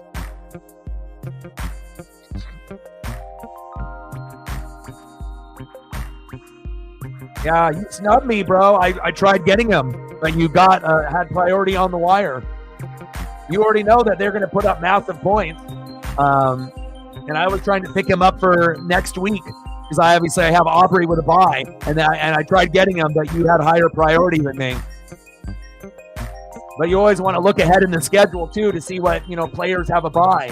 So obviously I might lose out on a guy that has a decent week this week, but if your kicker has a bye next week and I got the number one kicker, then you want to grab a kicker maybe a week before, depending on who's available. I tried doing that and tried to get Washington's kicker, which was solid, but Shep beat me to the punch, but I ended up getting Minnesota's kicker, which is just as good. So, I should be able to get some good points out of him once they come out of the bye and they play Detroit. It'll still be a red matchup, just like Aubrey has, a red 10, but I still think I can get 9, 10, 11, 12 points with the Cowboys-Lions matchup. So I'll be going against the Lions, obviously, defense 2 weeks in a row with the kickers. This week with Dallas and Aubrey at kicker, and then I'll go with obviously Reichert on the Minnesota Vikings next week, and I think that'll be a good back and forth game with the Vikings and the Lions. So, yeah.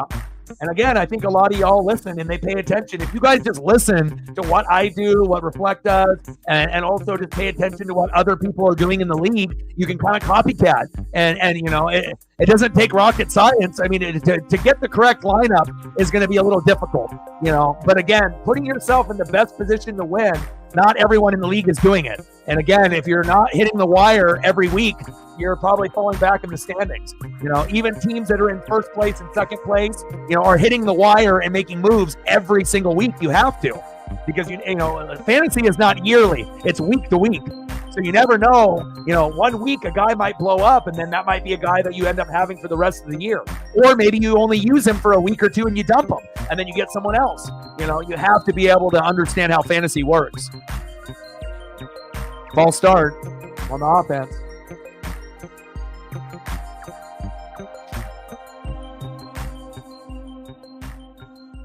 No, I don't think Antoine Winfield will be back.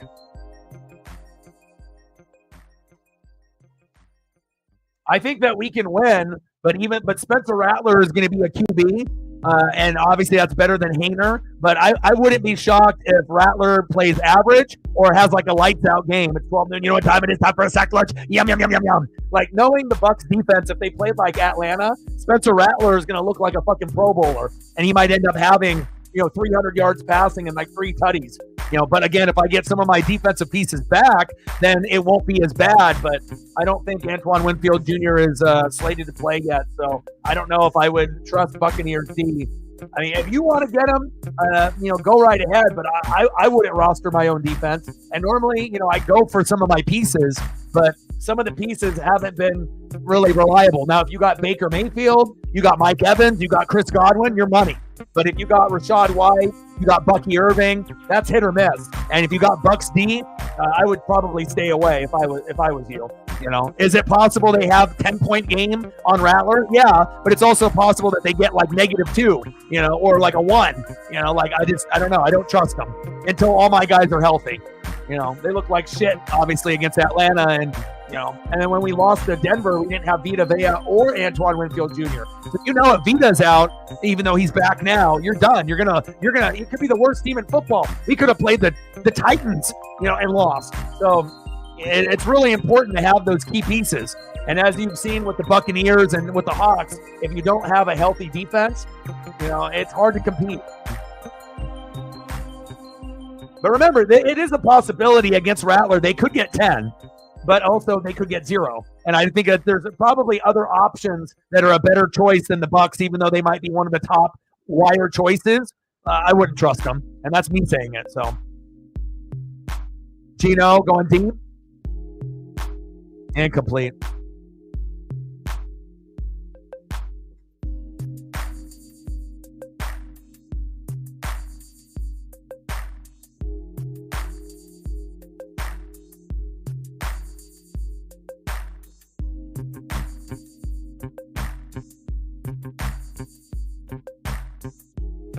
Golly, Shep was 73.9. Double E's got 2 weeks in a row before he even gets a player to play. He's got to look at that for like the next 3 days and just mull over that. That's rough. Reflect and Shep are taking no prisoners. Double E and Zini are just trying to hang on to 3rd and 4th place. Me and Chief are trying to get there. And that's it. Final score, Niners 36, Hawks 24. And if the Hawks had a better first half, we could have won this game. But again, they haven't beaten the Niners since 2021. So again, if you're doing sports betting or if you actually understand history and on top of the injuries the Hawks have on defense, you kind of knew that the Niners more than likely were going to win this game. So hopefully the Hawks will get healthy because I can't wait for them to start playing good ball. Pretty good. Again, I ended up brushing my teeth last night. And you see this right here? That's not a zit. I ended up brushing my teeth so aggressively I broke the toothbrush and I fucking stabbed myself in the face with the broken piece. Not ideal when you break a toothbrush and you jam it right into your fucking cheek. But other than that, pretty good. Went for 2 long walks with Paisley. We had some really good weather. A little cold this morning, like 40 degrees, but not really anyone was out there. Got a chance to go to a couple parks and to enjoy the good weather. Did some research and some reading. Was on the fantasy app for about 2-3 hours. Outer Banks just dropped on Netflix. Season 4. The first 5 episodes are now, and the next 5 episodes are in November. So if you're looking for something new to watch, Outer Banks is worth a watch on Netflix. Good cast, and it's a good show. Other than that, don't stab yourself in the cheek with a toothbrush, and and things will be a little bit better for you. Well, I love you guys, and I appreciate you guys very, very much. I hope you guys end up having a great rest of your day. We're going to end up doing the Padres and Dodgers for Double E tomorrow. So hopefully we'll get an amazing matchup in Dodger Stadium tomorrow. And then we're going to do Ducks and the Buckeyes on Saturday, game of the year, besides Bama and Georgia earlier in the year. And then on Sunday, I guess we're going to be doing the Bengals and the Giants, unless I do Saints and Bucks in the morning. And then we decide to skip Sunday night, and I do like reaction videos instead. I don't know. I haven't decided yet. And then they also have the Lions and the Cowboys, which would be a better game to do than obviously Sunday night. But typically we do Sunday night because of the time, just like Monday night. It might not be the best matchup. Monday night is Jets-Bills, which should be pretty good. Obviously, Giants-Bengals kind of stinks. But if Neighbors plays, we might be able to see him and Danny Dimes do something, and Kayvon Thibodeau on the defensive side. And if Joe Burrow and Chase can get going like they did, obviously, last week, then maybe that game will be a little bit better than expected. So, but other than that, I love you guys, and I appreciate you guys so much. Chief, thank you for supporting with the Dono Train, because if you didn't support, we would be at a 0. So I really appreciate you for helping out there. If you guys haven't smashed the like button yet, please do. And I hope you guys enjoy the rest of your day. And hopefully tomorrow, Double E will be smiling with a Padres victory. It's going to be tough, but good luck tomorrow. And I will be live streaming it tomorrow as well. So again, I love you guys, and I appreciate you guys very, very much. I got to eat dinner and then take Paisley on another long walk. And I got one question for you. Who you know talks sports like us? Your boy Ryan, Northwest Sports Fanatics, and I'm out. Guys.